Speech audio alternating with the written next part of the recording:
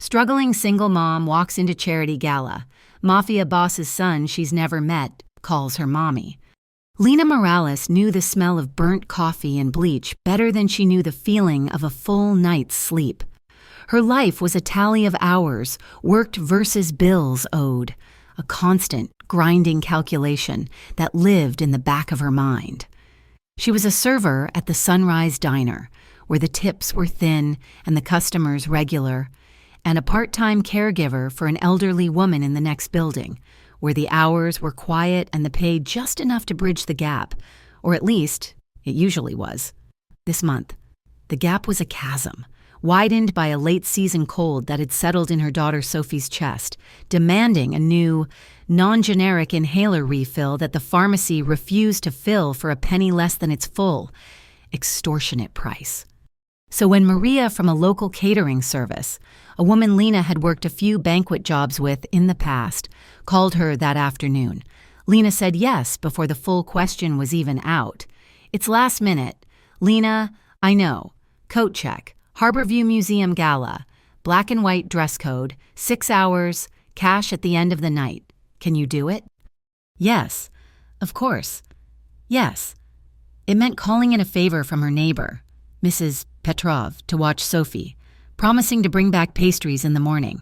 It meant pulling her one decent black dress from the back of the closet, the one she'd worn to her cousin's wedding 4 years ago, and praying the small stain near the hem was invisible in dim lighting. It meant steeling herself to walk into a world that wasn't meant for her, a world of marble floors and whispered wealth, where women like her were invisible, part of the machinery that made the night sparkle for others. She stood at the bus stop, the evening air crisp with the first real bite of autumn, and double-checked the text from Maria. Harborview Museum, the annual Brighton City Children's Benefit. Lena felt a bitter twist of irony, a benefit for children. And she was here because she couldn't afford the medicine for her own. She pushed the thought down, hard. This was work. This was for Sophie. She straightened her back, pulling her dark brown hair into a tight, severe bun that she hoped looked professional. She looked clean. She looked efficient. That was all they needed. When she arrived, she was shuttled through a service entrance, down a hallway that smelled of industrial cleaning supplies and hot food, and into a surprisingly small, curtained-off alcove near the main entrance. It was the coat check. Her station. A young man, barely 20, gave her a clipboard and a quick board rundown of the tagging system.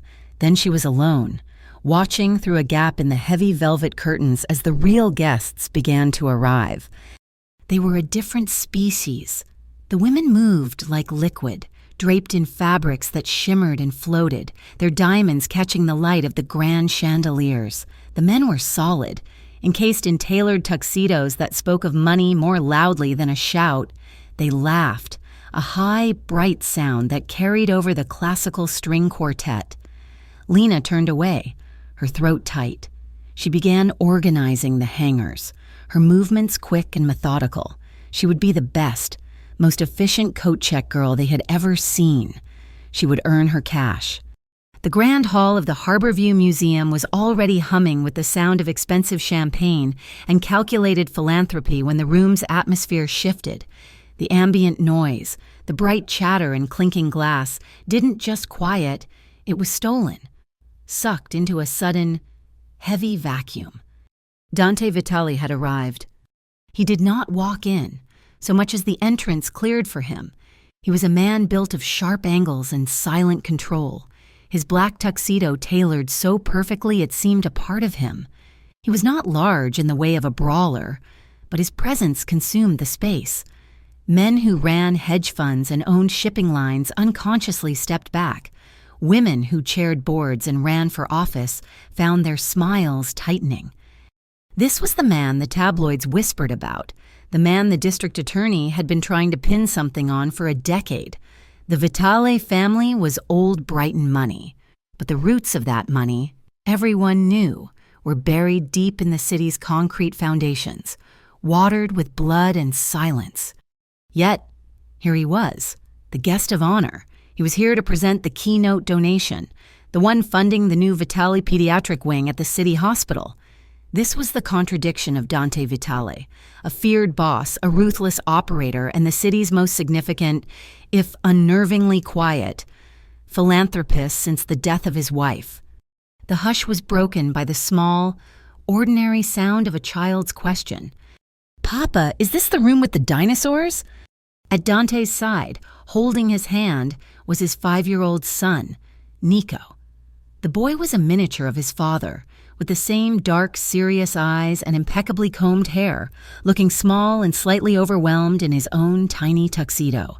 Dante's severe expression softened instantly as he looked down. He leaned in, and though no one could hear his words, the gesture was so tender, so deeply paternal, that the room held its breath for a different reason. He was a father. He was, in this moment, just a father.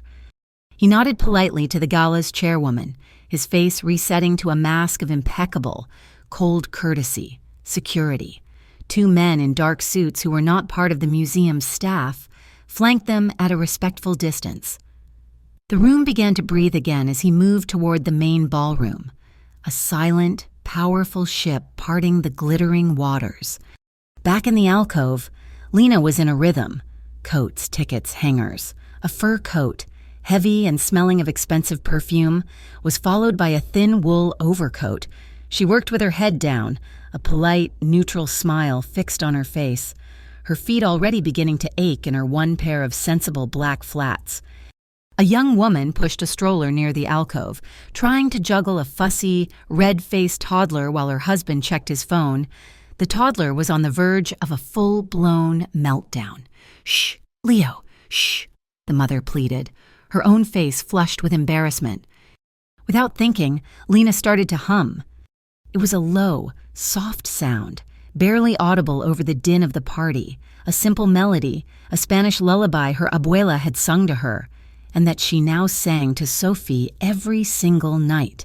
Duérmete, mi niño, duérmete mi sol, sleep, my child, sleep, my son. It was an unconscious reflex, a mother's instinct to soothe a crying child, even one that was not her own. The toddler's cries quieted to a hiccup, his wide eyes finding Lena's.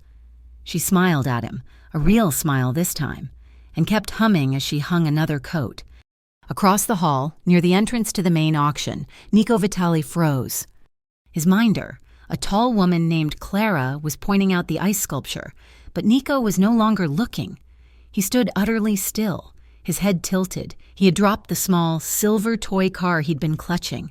He could hear it, a sound that cut through the noise, through the music, through everything. It was a ghost. It was impossible. "Nico? Honey, what is it?" Clara asked, her voice indulgent. Nico's lower lip trembled. He looked toward the curtained alcove, his dark eyes wide and fixed. He whispered one word, a word of pure, desperate discovery. "Mommy, it's Mommy's song." The live auction was in full swing. An auctioneer was rattling off bids for a week-long stay at a private Caribbean island, his voice a rhythmic, hypnotic chant. "Do I hear 12,000? Yes. 12,000 from the gentleman in the back. Do I hear 13? Dante was seated at the head table, his face a mask of polite interest. Nico was seated with Clara at a table slightly to the side, given a glass of sparkling cider and a new sketchbook. Clara, caught up in the excitement of the bidding, had turned her head to see who had just pledged $15,000 for a wine tasting. In that single, distracted second, Nico was gone. He didn't hesitate. He slipped off the velvet-cushioned chair, a small, dark-suited shadow moving with the singular, unthinking purpose of a 5-year-old. He ran.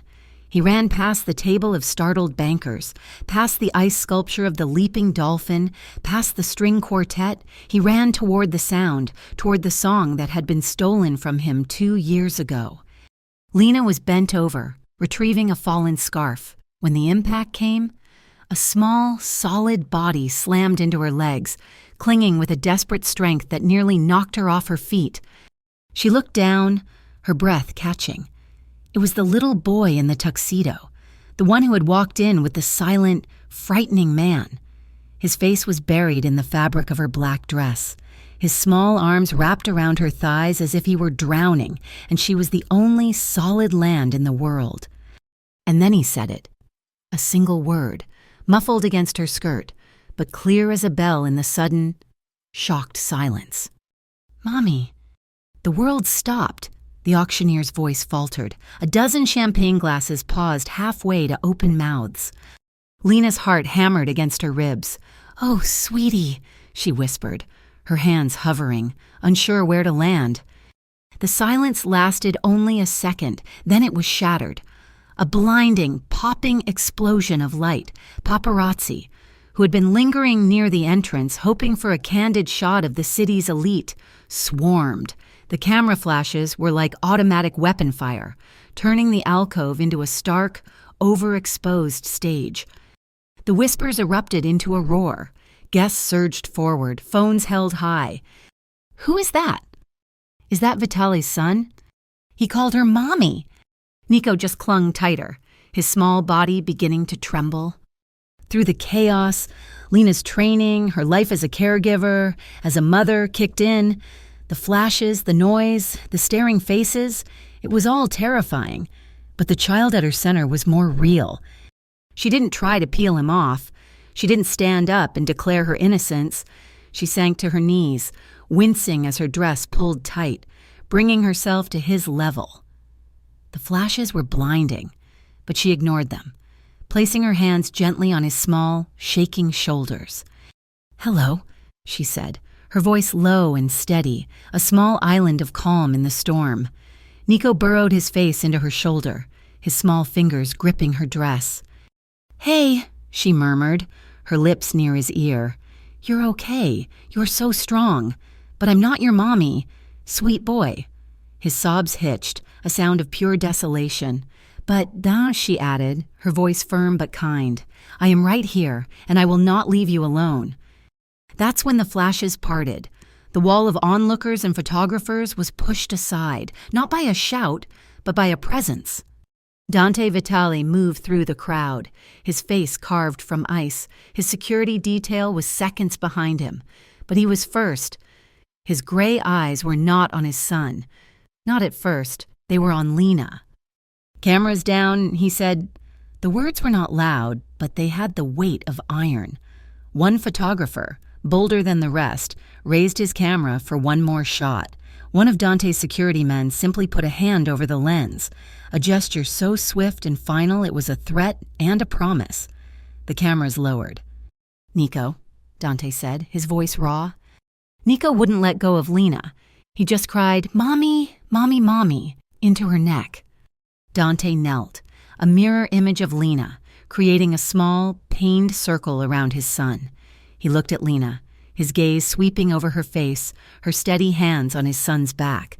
Her calm eyes. He saw no calculation, no fear, no opportunism. He saw, to his profound shock, a woman simply comforting a child, a wary. Stunned gratitude warred with the tension in his jaw. "Get him on stream!" A new voice, shrill and amplified, cut through the quiet. A man with slicked back hair and a phone on a selfie stick pushed through. "Brighton Buzz here, folks, and you will not believe this. We're live from the Harbor View, where it looks like the mysterious Dante Vitali has a secret, and she's a coat check girl?" Lena's blood ran cold. The man was live streaming, his phone's camera light a harsh, accusing beam. "He's been hiding a whole new family," the blogger cackled, narrating for his audience. "The kid just called her mommy. Is this the mobster's new secret? The ultimate scandal?" Lena's world, already precarious, felt like it was shattering. Her job at the diner, her boss hated gossip, her apartment. The landlord used a morality clause to evict tenants he didn't like. Her daughter, Sophie, she felt sick. "Emilio," Dante said, his voice a lethal whisper. His security man, the one who had blocked the camera, moved. "This is a private event, sir. You need to leave." He didn't touch the blogger, but he presented a wall of unmovable black suit. "We need to go," Dante said, his voice tight. He looked at Lena. Please, can you help me move him? Into the service corridor. The security man, Emilio, directed. He and the other guard formed a wall, hustling Dante, Lena, and the still clinging Nico through a heavy wooden door just behind the coat check. The door clicked shut, cutting off the flashes and the shouting, plunging them into the sterile, fluorescent-lit gray of a service hallway. The silence was absolute, broken only by one horrifying sound: Nico's breathing. It wasn't a sob. It was a high, thin, whistling sound, a desperate pull for air that wasn't coming. His small body, rigid with panic and grief, had turned on him. Dante's composure cracked. He was no longer a boss. He was a father, terrified. Nico, breathe. Son, look at me, breathe. He tried to pull Nico away from Lena, but the boy's grip was iron. Lena knew that sound. It was the soundtrack to her nightmares. It was the sound of Sophie's lungs, tight and closed. He's having an asthma flare-up, Lena said, her voice cutting through Dante's panic. The panic, the running, it triggered it. His inhaler, Dante said, fumbling in his own pockets. Then his son's. I have it, He pulled out a standard blue rescue inhaler. He's too panicked, Lena said, all business. Her fear was gone, replaced by a focused competence. He won't be able to coordinate his breath. He needs a spacer. She didn't wait. She slid her oversized tote bag from her shoulder and dug past her wallet, past Sophie's spare set of crayons, and pulled out a long, clear plastic tube with a bright yellow cap, a pediatric spacer, Sophie's spare. I have one, she said. She didn't ask for permission, not really. May I? Dante just stared at her, then nodded, his face pale. Lena knelt again, bringing Nico's panicked eyes to hers. Okay, Nico, I know this sound. My daughter, Sophie, she makes this sound sometimes. It's scary, but we're going to make it go away. I'm going to help you catch your breath. She took the inhaler from Dante's hand, shook it, and inserted it into the end of the spacer. Okay, sweet boy. I'm going to put this mask over your mouth and nose. I need you to just breathe. Can you do that for me? Nico, his eyes wide with fear, his face blotchy, gave a tiny, wheezing nod. Lena pressed the mask to his face, a gentle, practiced seal. She pressed the inhaler, the small puff echoing in the hallway. Okay, she murmured, her voice a calm metronome. Breathe in. Good. 1, 2, 3, and out. Good. Let's do it again. She held it, counting, her hand steady on his back. Dante watched, his hands clenched at his sides. Useless. He watched this woman, this total stranger who had been at the center of his son's public breakdown, calmly, expertly, tenderly saving his child. She hadn't flinched. She hadn't panicked. She had produced a piece of medical equipment from her worn-out bag and taken charge with a steady competence that his own $1 million security detail could not provide.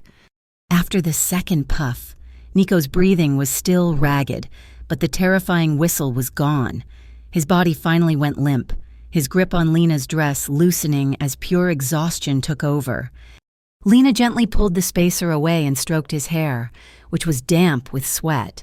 Good job, she whispered. You did such a good job. Dante finally found his voice. Thank you, he said. It sounded rough, insufficient. Emilio, the guard, reappeared at the end of the hall, his phone to his ear. He looked at Dante and motioned toward the exit. Sir, the car is at the service exit, but the front... It's a mess. That blogger's feed went viral. There's a crowd forming at the main entrance, and they're not Gala guests. Dante looked at Lena, who was now slowly, carefully, helping a sleepy and subdued Nico stand up. The boy immediately reached for his father's hand, a silent return to his own world. But his other hand clutched a fistful of Lena's dress. I must apologize, Dante said, standing. He was back in control, the mask of the boss sliding back into place, but his eyes were still raw. You were put in an impossible position. He reached into his tuxedo jacket and pulled out a slim, black leather wallet. I need your information. My assistant will be in touch. for compensation, for the damages to for the trouble. Lena looked at the wallet, then back at his face. She slowly shook her head. I don't want your money, Mr. Vitale, she said, her voice quiet but firm. She felt the adrenaline leaving, replaced by a deep, weird ache. My daughter has asthma. I just did what any mother would. Dante stared at her. He was a man who believed everyone had a price, that every action had a motive. Her refusal was more disarming than the camera flashes. I see. Emilio stepped closer. Sir, we need to move. They're at the service exit now. 2. The blogger's followers. They recognize the guard. Dante's jaw tightened. He looked at Lena, truly seeing the implications for the first time. The blogger hadn't been screaming about him. He had been screaming about her, the mobster's secret. You refused my money, Dante said, his voice flat. I respect that, but I must insist you accept a ride. They are not waiting for me. They are waiting for you. Lena's stomach turned to ice. He was right. She wasn't an invisible worker anymore. She was a story, a target. She thought of the bus stop, alone, under the streetlight. She gave a single, sharp nod. Okay. The back of the armored SUV was like a different universe. It was silent. The chaos of the city muted to a distant hum. The windows were so dark she could see only her own faint, pale reflection. It smelled of clean leather and something metallic and cold. Nico was in the front passenger seat, which was actually a backward-facing jump seat, buckled into a built-in child restraint. He was fast asleep, his face peaceful, his breathing even. Emilio was in the driver's seat, and the other guard sat beside Nico, both men silent sentinels. It left Lena in the cavernous back seat with Dante Vitale. They sat for a full minute in silence as the car pulled smoothly away from the curb and into the flow of traffic. The city lights slid over Dante's face, highlighting the harsh planes of his cheeks and the exhaustion in his eyes. He wasn't looking at her. He was looking at the partition, as if reading a script only he could see. My wife, he said finally, his voice low, not much more than a vibration in the quiet car. My late wife, Karina. She died 2 years ago, an aneurysm. She was reading a book in the garden, and then she was gone. Lena said nothing. She didn't know what to say. There was no comfort for a thing like that. She looked like you, he continued, still not looking at her. Not a twin, but the hair, the dark hair, the way it curls at the temple. And your eyes. She had your eyes. He finally turned to her, and his gray gaze was so raw it was almost a physical blow. She was from Colombia. Nico was with her abuela when, after, he learned all her songs. He let out a long, slow breath. That lullaby, Duérmete, mi sol. It was hers. She sang it to him every night, the song he hadn't heard in 2 years. Lena's throat was so tight she could barely swallow. He didn't just see a woman he thought was pretty, Dante said, a terrible, quiet grief in his voice. He didn't just hear a song he liked.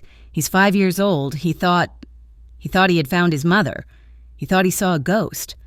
I am so sorry, Lena whispered, and the words felt small and useless. Dante shook his head, looking away. It was a coincidence, a terrible, impossible coincidence. He straightened his tie, the businessman reasserting control, the online harassment, the blogger. I will have my legal team handle it. They will issue a statement. No, Lena said, surprising herself with the strength in her voice. He looked at her. No, she repeated. It will make it worse. It will make me look like like what he said. She took a deep breath. The online things, I'll handle it. I'll post a clarification on my own. I'll just say what happened, that a little boy missed his mom. I'll handle it with dignity. Dante studied her for a long, heavy moment. He saw the proud set of her jaw, the exhaustion under her eyes, and the unbroken integrity. This was not a woman who wanted his money or his name. This was a woman who had just been dragged into his world, and her first instinct was to protect her own and his. As you wish, he said, a note of respect in his voice.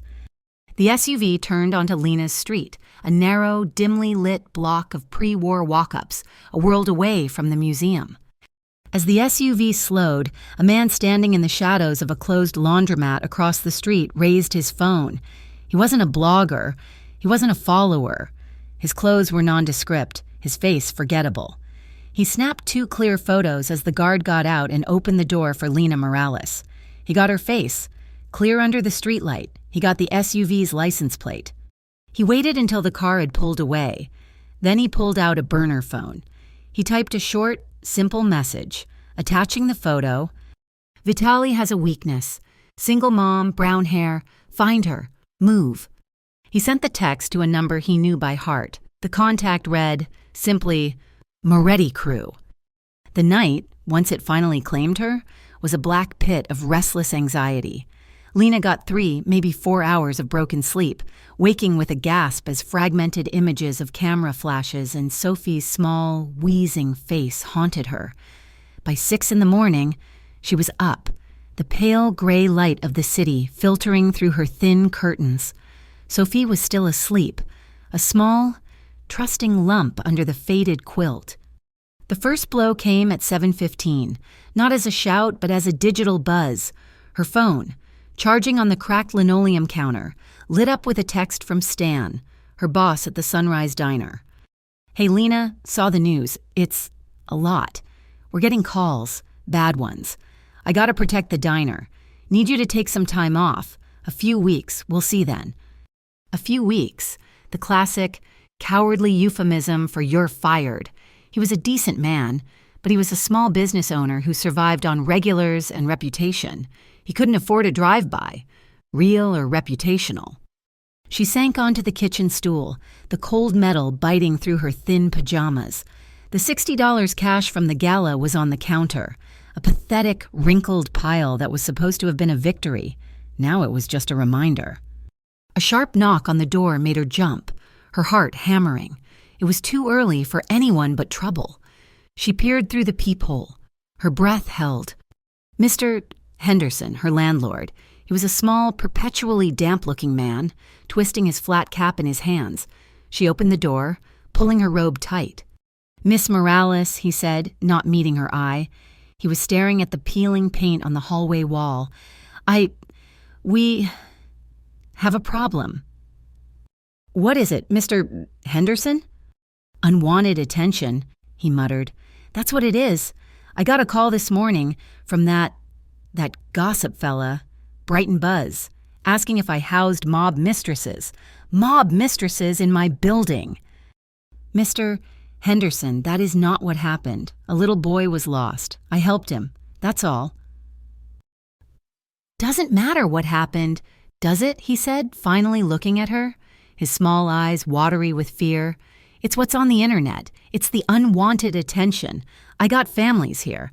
Miss Morales, I got a reputation, and the lease, it has a morality clause, about activities.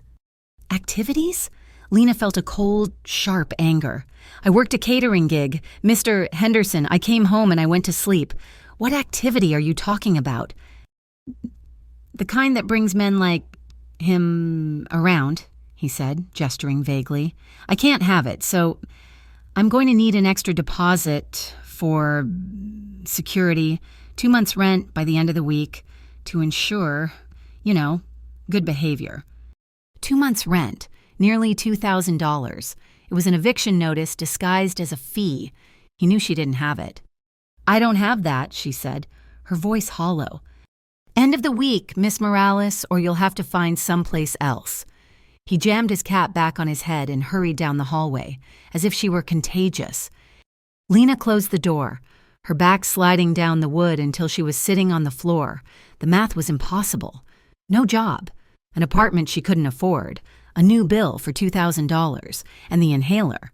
The whole reason for this. Still sitting unpurchased at the pharmacy. Mommy? Lena looked up. Sophie was standing in the doorway of her small room, rubbing her eyes, her favorite worn bear clutched in her hand. What's wrong? Sophie asked, her voice still thick with sleep. Are we moving again? That was the question that finally broke her. Lena felt a single, hot tear trace a path down her cheek. She scrubbed it away, furious. "No, mija," she said, forcing a brightness into her voice that felt like swallowing glass. "No, baby, I just stubbed my toe. Everything is fine. I'll fix it." Her phone buzzed again. An unknown number. She expected another blogger, another threat. She hit ignore. It rang again, immediately. A different unknown number. She stared at it, then answered. Her voice clipped and hard. "What?" There was a pause, then a woman's voice, crisp as new currency, cut through the silence. "Miss Morales, my name is Emma Rinaldi. I am counsel for Mr. Vital." Lena's breath hitched. "I told him I don't want his money." "I am aware," the voice said, not unkindly, but with zero emotional fluff. "I am not calling about compensation. I am calling, first, to offer a formal apology on behalf of the Vital organization for the undue exposure you were subjected to last night." "Exposure," Lena repeated, a bitter laugh bubbling in her throat. "That's what you call it. I call it getting fired and probably evicted." The silence on the other end was absolute. Not a or a sorry. Just a processing silence. "I see," Emma Rinaldi said, her voice sharpening. "That blogger, Brighton Buzz, has made several defamatory posts. He's alleging you are a party to a criminal enterprise by association. This is not just a violation of your privacy, Miss Morales. That kind of allegation puts your housing, your employment, and, I would imagine, your custody of your daughter at severe risk." Custody. The word hit Lena like a physical blow, sucking all the air from her lungs. That was the line Trey had always used. That was the threat that lived under her skin. What do you want?" Lena whispered. "We are having the posts removed," Emma said. "Not we can try. We have authorization forms for a cease and desist and to file a civil suit for defamation. It will come from you. But the Vitale Legal Fund will handle all expenses. The blogger will be forced to print a retraction. It will clear your name." Lena hesitated. It felt like sinking deeper into his world, a world of lawyers and organizations. I don't want to be involved with—" "You are already involved," Emma said, gently but firmly. "You were involved the second your picture hit the stream. This is the way out. For your daughter's sake. Miss Morales, let us help you fix this. For your daughter's sake." The same words she had just said to Sophie. "Okay," Lena said, her voice shaking. "Okay, for Sophie. Only for Sophie." "I will send a courier with the documents immediately," Emma said. "No," Lena said, too quickly. She looked around her shabby apartment at the thin door. "No, not here. I can't have strange men coming here." There was another, shorter pause. "Of course," Emma said. "My apologies. Would a public place be better? Perhaps a park? Tomorrow morning. We can handle the signing discreetly." "Yes," Lena said, feeling a small measure of control. "The park on Elm, at 10.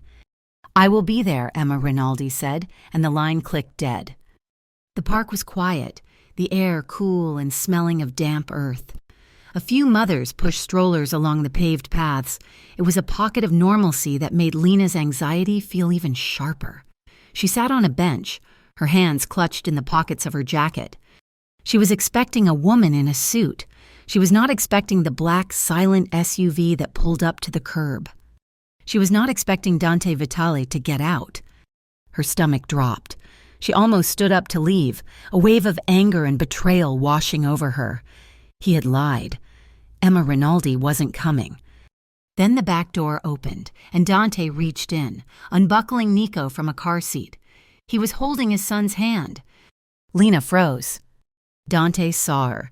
He didn't approach, not at first. He just stood by the car, looking at her, his expression unreadable. He knelt and said something to Nico. The boy, dressed in jeans and a small puffer vest, looked over at Lena. He was shy, his grip on Dante's hand tightening. Then, slowly, he let go. He walked toward her, one hesitant step at a time, his father a few paces behind him, watching.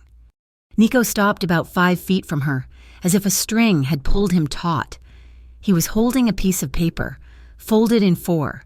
He held it out, his small arm trembling. Lena's anger evaporated, replaced by a confusing, aching tenderness.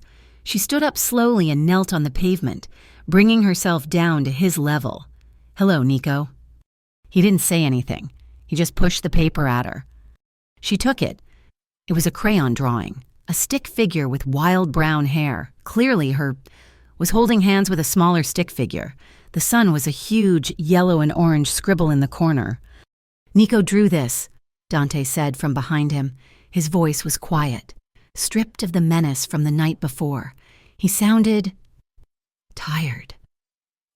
"It's beautiful, Nico," Lena said, her voice thick. Nico finally looked up, his dark, serious eyes meeting hers. "Thank you for the song," he whispered. Lena felt the sting behind her eyes. "You're welcome, mijo." A small, hesitant smile touched the boy's lips. Dante, watching the exchange, felt something in his chest ease, a knot of grief and guilt he had carried for 2 years. His son, who had barely smiled in months, was smiling at this stranger. He was humbled by it. "Miss Morales." The crisp voice broke the spell. Emma Rinaldi was there, standing on the path, a sleek leather portfolio in her hand. She had materialized as silently as the SUV. "I have the documents." As Lena stood to take the folder, Emma's eyes, sharp and quick, scanned the park. They moved past the mothers, past the man walking his dog. They landed on a bench across the playground. 2 men in orange work vests, the kind city utility workers wore, were sitting on the bench. They were eating lunch, but their phones were up, pointed not so subtly in their direction. Emma didn't gasp. She didn't point. She simply raised her hand, a small, subtle gesture. Almost immediately, 2 men Lena hadn't even noticed, one dressed as a jogger stretching by a tree, the other reading a paper on a nearby bench, stood up. They began walking, calmly, directly, toward the men in the vests. The men in the vests saw them coming. They scrambled to their feet, grabbing their cooler, and walked quickly, too quickly out of the park, disappearing down a side street. Dante's face, which had softened watching his son, was now granite. "They were Moretti lookouts," he said. It wasn't a question. "Yes," Emma said. "They've been tailing my car since I left the office." She looked at Dante. "They weren't watching me. Dante, they were waiting for her." Dante looked at Lena, who was clutching the drawing, her face pale. He saw the park, the playground, her daughter's name on the cease and desist. He realized, with a sickening lurch, that he had made her a target. The gala wasn't a one-time incident. It was an opening move. "I'm taking you home," he said. It was not a request. "I can take the bus," Lena said, her pride stinging. "You've done enough." "No," Dante said, his voice flat, all the warmth gone, replaced by a cold, hard authority. "You cannot. You are not safe. And because of me, you may not be safe for a long time." The ride to her apartment was silent, the tension in the SUV so thick Lena could barely breathe. Nico seemed to sense it, sitting quietly, looking out the window. When they pulled up to her building, Dante killed the engine. Emilio, his head of security, was in the front seat, his eyes scanning the street. "I'll walk you up," Dante said. "That's not necessary." "Emilio, stay with Nico," Dante said, ignoring her. He got out and walked around to her side. The hallway of her walk-up smelled like stale cabbage and dust, a stark, sour contrast to the clean leather of Dante's car. The fluorescent light in the ceiling flickered. They were halfway to her door, Dante's presence seeming to suck all the air out of the narrow space, when a shadow detached itself from the stairwell. Well, look at little Lena, moving up in the world. Lena froze. She didn't have to turn to know who it was. The sound of his voice, a slimy, familiar dread, turned her blood to ice. Trey Dalton.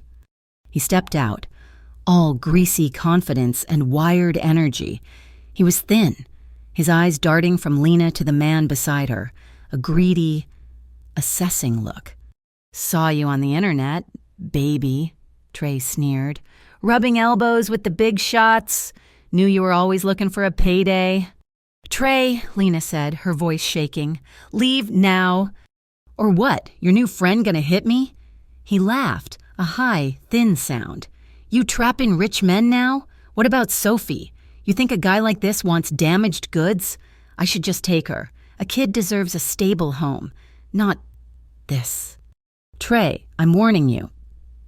Before she could finish, Dante moved. He didn't lunge. He didn't shout. He simply stepped between them. He was a foot taller than Trey and radiated a stillness that was 1,000 times more terrifying than Trey's manic energy. He didn't touch Trey. He just occupied the space. You will not speak to her, Dante said, his voice a low, lethal rumble that vibrated in the small hallway. You will not speak of her, and you will never, ever say her daughter's name again. Trey's smile faltered. He looked past Dante and saw Emilio, who had gotten out of the car and was now standing at the bottom of the stairs, his hand inside his jacket. Trey's bravado, built on bullying women, crumbled to dust in the face of real, controlled menace. Yeah, whatever, Trey muttered, backing up. She's not worth it. She's all yours, man. He practically ran down the stairs, shoving past Emilio, and disappeared onto the street. Lena was shaking, her whole body trembling so hard her knees threatened to buckle. Her key fumbled in her hand as she tried to find the lock. He will come back, Dante said, his voice flat. It was a fact. I know, Lena whispered, her voice cracking. You can't stay here, Dante said. Not tonight. He's a threat. The Morettis are a threat. This place... He looked at her flimsy door. The cheap lock. This is not safe. I have nowhere else to go, she cried. The frustration, the fear, the exhaustion of the last 24 hours boiling over. Yes, you do, he said. I have a guest apartment in my building. It's secure, completely private. Just for the night, you and your daughter, until we can figure this out. Lena stared at him, her chest tight. I can't be one of your... This is not that, he said, his voice cutting her off, sharp but not unkind. This is not a transaction. This is safety. He threatened your child. The Morettis are photographing you. You are in danger because of me. Let me fix this one part of it. She looked at the door. She thought of Sophie, sleeping, trusting. She thought of Trey's vicious words. Okay, she said, the word barely a whisper. One night, but there are no strings. This isn't a favor I can't repay. I'll pay for the rooms. A flicker of something, sadness, or maybe a bitter smile crossed his face. Understood, he said. Go get your daughter. I'll be right here. The guest apartment was a suite on a lower floor of the Vitale building, a towering, pre-war monolith that overlooked the park. It was larger than her entire floor. It was all clean lines, soft, neutral colors, and floor-to-ceiling windows that looked out on the glittering, indifferent city. It was so clean it squeaked. Sophie, thankfully, was ecstatic. It's a castle, she'd squealed, bouncing on a sofa that probably cost more than Lena's yearly salary. We're having a castle sleepover. Mommy. Nico was there, with a quiet, polite woman Dante introduced as his nanny. The two children regarded each other with the solemn curiosity of 5-year-olds before Nico shyly offered Sophie his small, silver toy car. Sophie, in turn, offered him her bear. A truce was formed. After pizza, which Dante had ordered from a place that apparently delivered directly to his private elevator, the kids were bathed and put to bed in a shared room, giggling in the dark. Nico, his eyes sleepy, had tugged on Lena's sleeve. Thank you for the song, Lena, he'd whispered. Now, the apartment was silent, too silent.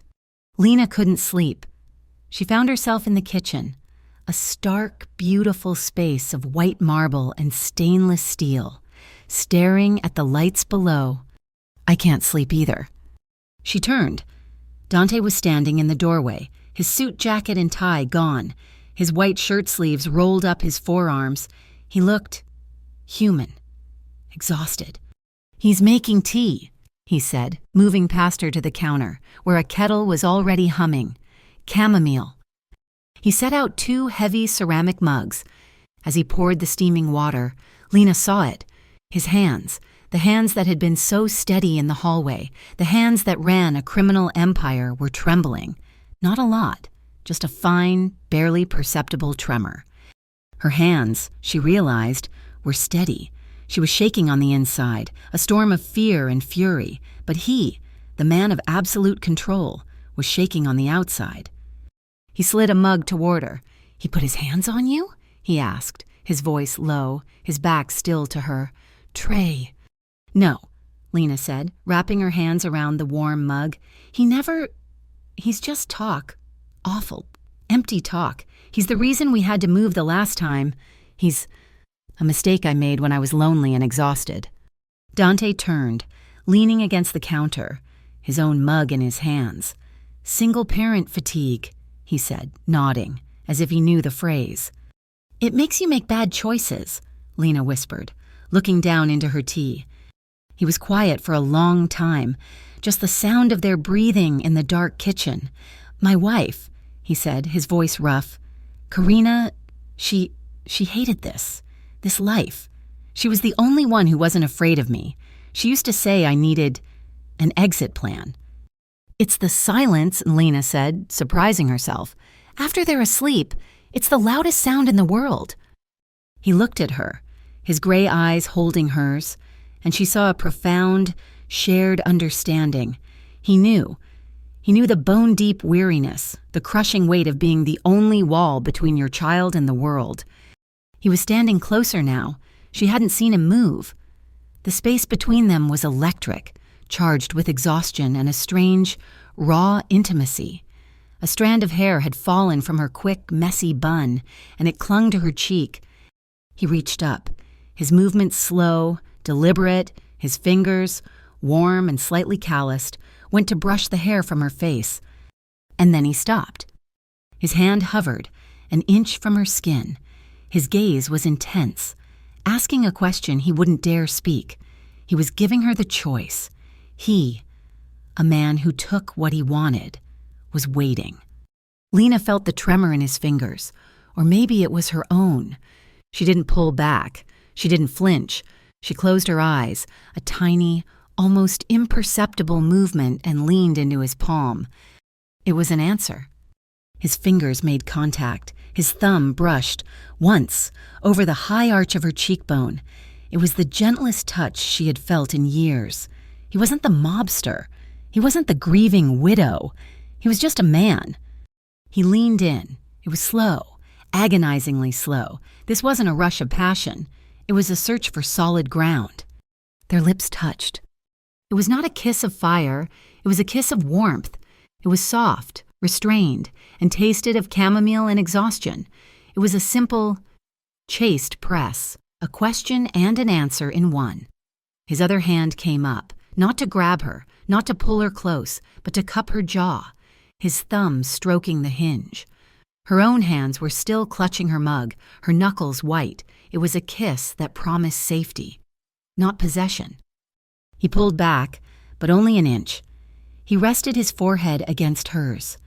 They stood there, in the dark kitchen, breathing the same air, their eyes closed. "Get some sleep, Lena," he whispered, his voice rough. He pulled away completely, his hands going to his own mug. "You're safe here, I promise." Lena nodded, her throat too tight to speak, and fled to the guest room. An hour later, Dante was in his own study, 2 floors up. The mask was back. Lena was safe. For the moment, the children were safe, but the game had changed. Emma Rinaldi sat across from him, a laptop open. "The Morettis are loving this," she said, her voice hard. "They're feeding the blogger. They're pushing the mob mistress narrative. It muddies the water. In their world, it makes her a legitimate target." "She is a civilian," Dante said, his voice dead calm. "Not anymore," Emma replied, not blinking. "Not to them. And it gets worse. Trey Dalton, he's not just an abusive ex. He owes $43,000 to a loan shark. Dante looked up. Who? A man named Sharky Franco, Emma said, reading from her screen. And Franco works exclusively for the Moretti family. It's their classic leverage. They're using him. They'll pay off his debt if he keeps harassing her. Maybe tries to snatch the kid, make you look unstable, make her look unstable. It's a classic web. Dante stared at a photo on his desk. It was Karina, laughing, holding a baby Nico, an exit plan. Pay it, he said. Emma looked up, surprised. Dante, just pay it? Pay off the debt, he said, his voice quiet and cold. In full, anonymously, sever the connection. I want Franco to have no hold on him. Then, find the legal paper trail. The restraining order she filed against him 2 years ago. The one he violated, get it served. I want him on a legal leash so short he can't breathe. And the Morettis? Emma asked. The Morettis used a civilian. They brought her child into this. He stood, looking out the window at the park, dark and silent, where Lena had been marked. That is a line. Put plainclothes protection on her old block. I want to know everyone who comes and goes. This isn't about a street war. This is about containment. The guest apartment, for all its sterile perfection, felt like a cage by the third day. Lena was grateful. Deeply, achingly grateful for the safety, for the castle sleepover that kept Sophie giggling and blissfully unaware. But Lena Morales was not built to be kept. She was built to work. I have to go in, she told Dante over a tense cup of coffee in her borrowed kitchen, while the kids watched cartoons in the other room. You don't, he said, his voice flat. I can... You can't, she interrupted, her voice quiet but unyielding. You can't pay my life, Dante. You can pay off loan sharks. You can have bloggers sent letters. But you can't give me back my pride. Stan didn't fire me. He told me to take time off. I'm going to call him. Tell him the story is false and ask for a 4-hour shift. I need to pour coffee. I need to wipe a counter. Or I am going to lose my mind in this beautiful, silent room. He studied her, his gray eyes searching her face. He saw no angle, no manipulation, just a drowning woman asking for a patch of dry land she recognized. Emilio will drive you, he said finally. He will wait. You do not, under any circumstances, walk from the car. Fine, she said, letting out a breath she hadn't realized she was holding. The Sunrise Diner felt like a foreign country. Stan, her boss, looked relieved and terrified when she walked in. Lena, God, you okay? I'm fine, Stan, she said, grabbing an apron. It was a misunderstanding, a lost kid. The rest is... garbage. Can I take table 4? For 2 hours, she was just Lena, the server. She refilled ketchup bottles. She flirted with old Mr. Henderson, no relation to her landlord, about his choice of rye toast. She moved with a purpose that unkinked her spine. It felt glorious. It ended in the alley. She was taking the recycling out, a task she'd done 1,000 times, when they cornered her. 2 of them. A man with greasy hair and a cheap suit, and a younger woman with a camera and hungry, vacant eyes. Lena Morales! Is it true Vitali bought you a condo? The man shouted, shoving a small recorder in her face. Get out of my way, Lena said, her heart leaping into her throat. Is the kid his? The woman snapped, the camera's lens like a black, soulless eye. Did you trap him with a look-alike kid? You're disgusting, Lena spat, trying to push past. The man grabbed her arm, not hard, but enough to hold her. We just want to comment, sweetheart. How does it feel to be the mob's new girl? He paying your bills? You paying his? Let go of me. Or what? The man sneered. The sound was not loud. It was just the click of a heavy car door opening, followed by a voice so devoid of emotion, it was terrifying. I suggest, Emilio said, standing at the mouth of the alley, that you take your hand off the lady. The man's head snapped around. Emilio wasn't large, but he was as solid and impassive as the black car he'd stepped from. The man's hand dropped from Lena's arm as if it had been burned. We're just doing our job, pal, he stammered. So am I, Emilio said. Leave now. The paparazzi scattered, scurrying back to their beat-up sedan like the rats they were, but as the woman slid into the passenger seat, she locked eyes with Lena. She wasn't scared. She was furious. She mouthed a single word, her lips twisted in a grin. Marked. Lena's hands were shaking so hard she dropped the bag of recycling. She leaned against the brick wall, the smell of sour milk and garbage filling her lungs. Emilio didn't move, just stood by the car, a silent guardian. She was protected. She was a prisoner. She was marked. She avoided Dante for the rest of the day, using the excuse of a headache. The next morning, she was surprised when the nanny, Clara, mentioned Nico's school. "It's the rehearsal for the spring charity pageant," Clara explained, her voice soft. "All the parents are supposed to come and help glue stars onto the set. Mr. Vitali is detained. I usually go, but Nico gets so quiet. He's the only one without—" "I'll go," Lena said before she could think it through. "Sophie can come. They can glue stars together." Nico's school was in an old brownstone, all polished wood and bright, primary-colored paintings, the moment they walked into the gymnasium, which smelled of tempera paint and floor wax. A woman with a clipboard and a bright, determined smile descended. "Oh, you must be Nico's. You must be new," she said, beaming at Lena. "Thank heavens. We're desperate for help with the night sky backdrop. I'm Mrs. Peters." "Lena," she said, omitting her last name, "and this is Sophie." "Wonderful. Well, grab an apron. Lena, we've got a universe to build." For the next hour, Lena was not the mob's new girl. She was not a witness or a target. She was just Lena. She and Sophie and Nico sat on the floor, surrounded by cardboard, glitter, and foil. She showed Nico how to use the glue gun without burning his fingers, and he showed Sophie how to fold the foil to make the stars extra shiny. Nico, who she had only seen as a silent, grieving child, was funny. He had a dry, serious wit that, when paired with Sophie's bubbly chaos, was intoxicating. At one point, Nico, attempting to glue a large, clumsy planet to the backdrop, got a string of hot glue stuck to his hand. He yelped, and Lena quickly guided his hand under the cool stream of the water fountain. "You're okay," she murmured, drying his hand on a paper towel. "It's just a little sting." He looked up at her, his dark eyes serious. "It didn't hurt much, but I liked how you fixed it." "Well, that's the secret," Lena said, laughing as she nudged him. "Now, let's go. That moon isn't going to hang itself." She was laughing, her head thrown back, as she and Nico tried to stick the lopsided moon to the painted sky.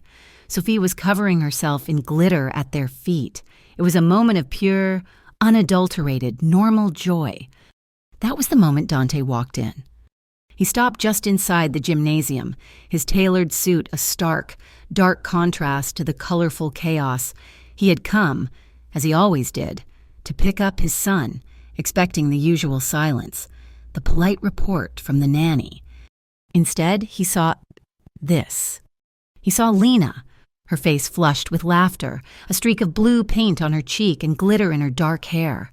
He saw his son, smiling, his face bright and animated, his hand held out to Lena, trusting and open. He saw Sophie, a small, bright creature, sprinkling glitter on Nico's shoes. It was a domestic picture so sharp, so complete, it hit him like sunlight after a lifetime in a dim room. It was the life he had lost. It was the life he thought he could never, ever have again. It was everything he was not, and his heart, a cold, guarded muscle, ached with a force that stole his breath. "Mrs. Peters," the clipboard lady, spotted him. "Oh, Mr. Vitali, so glad you could make it. Your partner is just a godsend. We've almost finished the whole backdrop." Lena froze. Her laughter died. She looked over, her hand still in the air, and saw him.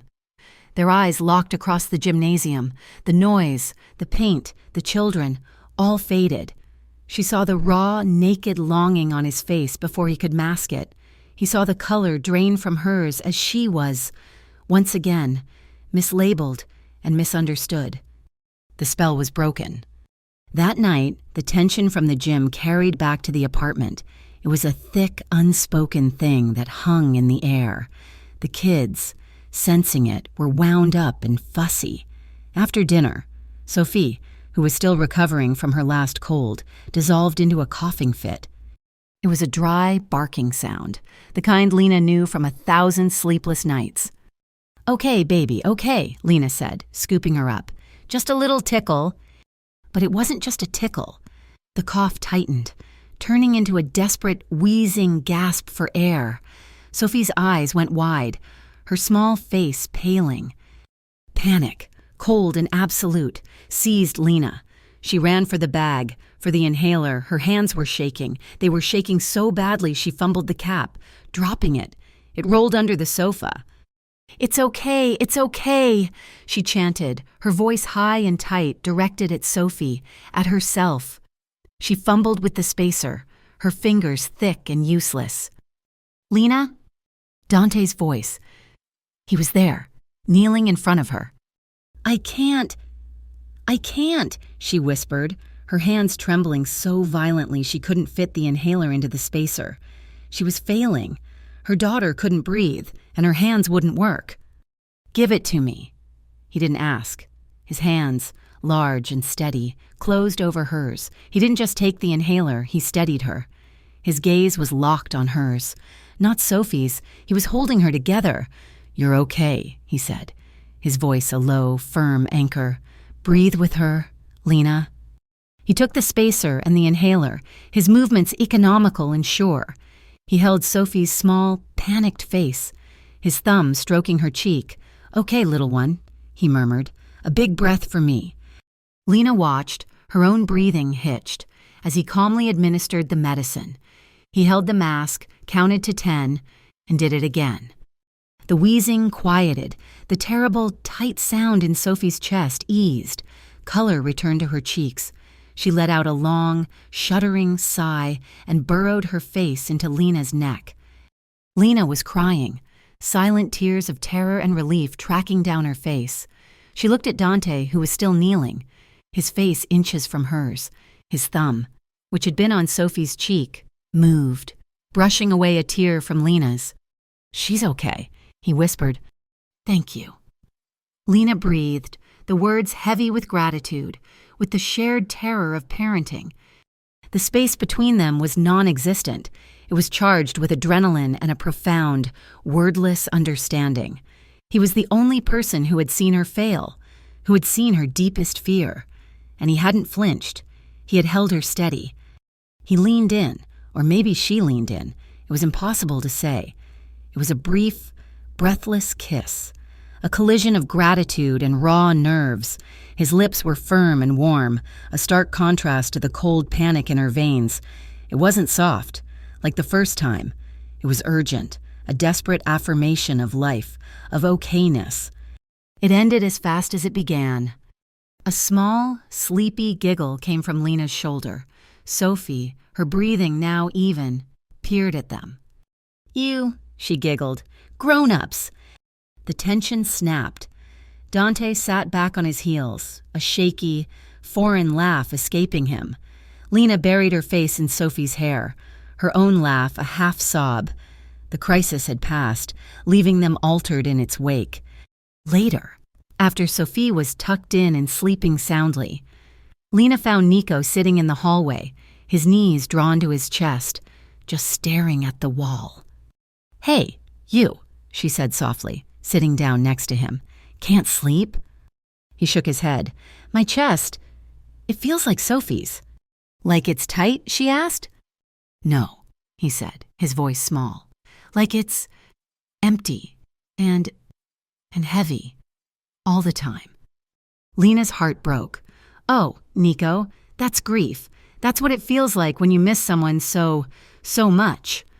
"I miss my mommy," he whispered, and the dam broke. He leaned his head against her arm, his small shoulders shaking with silent sobs. Lena wrapped her arm around him, pulling him close. "I know, mijo, I know. It's okay to miss her. Missing her just means you loved her, and that is a beautiful, good thing." He cried for a long time. Lena just held him, humming the lullaby, her own eyes glassy. I like you, he whispered into her shirt. And I like Sophie. Does that mean I'm forgetting? Oh, no, baby, she said, pulling back to look him in the eyes. No, love isn't like a small box. It's like your chest. It just gets bigger. Loving me and Sophie doesn't take anything away from your mom. It just means your heart is making more room. He processed this, his dark eyes solemn. More room, he repeated. He leaned his head back on her arm, his body relaxing. In the shadows of the hallway, Dante stood in his study doorway. He had watched the entire exchange, his hand braced against the frame, his eyes glassy. He watched this woman he barely knew give his son the one thing he couldn't, permission to heal. He watched her give him the words for his grief, words Dante himself, in his own 2 years of loss, had never been able to find. The kids were asleep, finally. The apartment was silent, but the silence from the first night was gone. It was replaced by a new, simmering awareness. Lena was on the balcony, breathing in the cold night air, when he found her. I don't know how to thank you, he said, his voice rough, for what you said to him. You don't have to, Lena said, not turning. He's a good kid. Dante, he just needed someone to tell him it's okay. He came to stand beside her, their shoulders almost touching at the railing. Karina, she designed a place. Up on the roof. She loved plants. A garden. A greenhouse, and he said, Come on, I'll show you. The private elevator opened onto the roof, and Lena gasped. It was a glass box, a jewel box, suspended in the night sky. Inside. It was warm and humid, a lush green jungle of fiddle leaf figs, orchids, and strange, beautiful vines. String lights were woven through the rafters, casting a warm, magical glow. In the center, a small fountain bubbled. It was her, Dante said, his voice quiet. She grew up surrounded by this. She hated the concrete. It's beautiful, Lena whispered, touching a leaf. I haven't been up here since she died, he said, his back to her. I couldn't. This world I'm in. It's all shadows. Lena, it's concrete and steel. I'm so afraid. I'm afraid I'm raising Nico in it, that I'm turning him into me, someone who only knows how to live in the dark. His confession hung in the warm, damp air. It was a colossal, heavy thing. He turned to her, his face a mask of pain, of a fear deeper than any rival crew could inspire. You're not, she said, her voice shaking. You're not him, and he's not you. You're his father. You're good. I'm not, he said, stepping closer.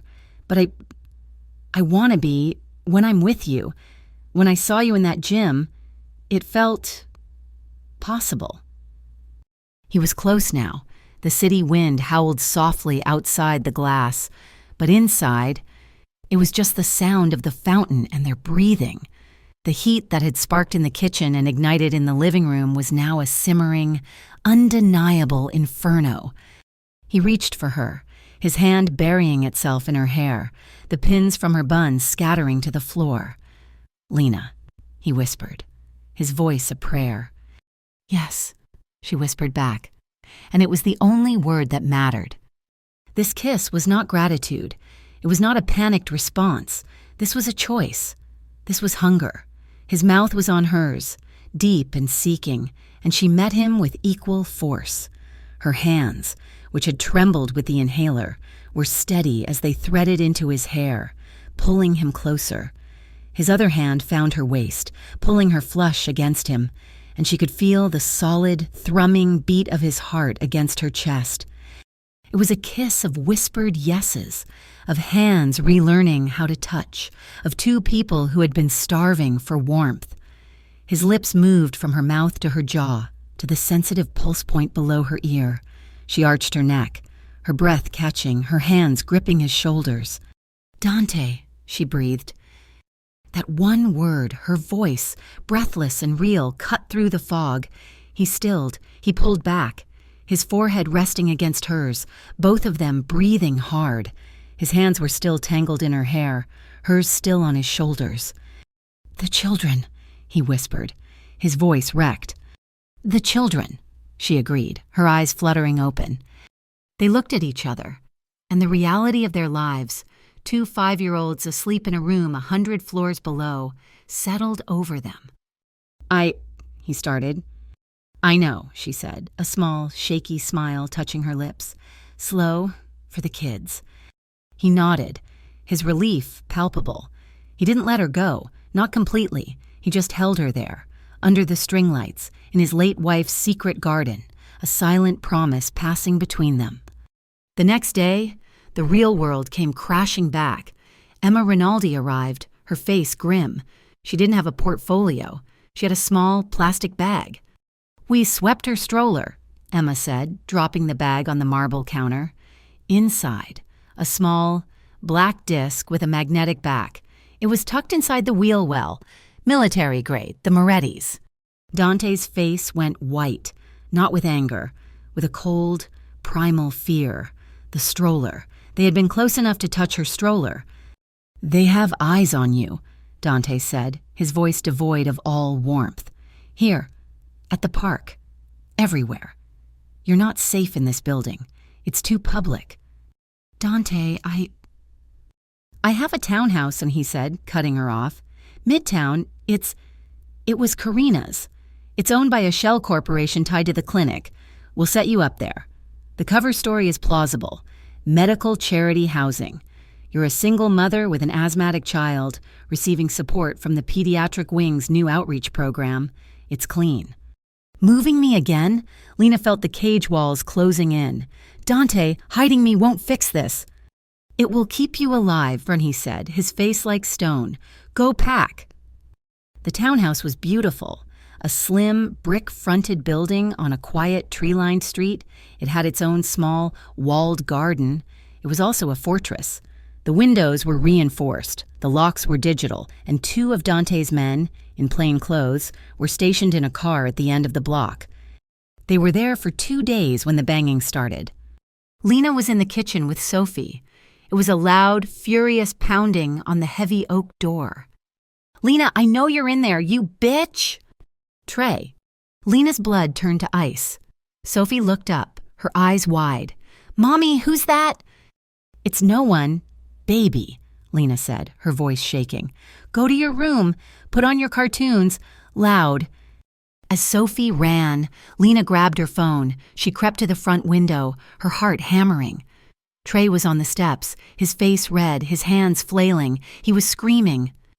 "He thinks he can hide you? He thinks he can just pay my bills and I'll disappear? I'll ruin you. I'll tell everyone what you are." Lena's hand, the one holding the phone, was steady. She hit record.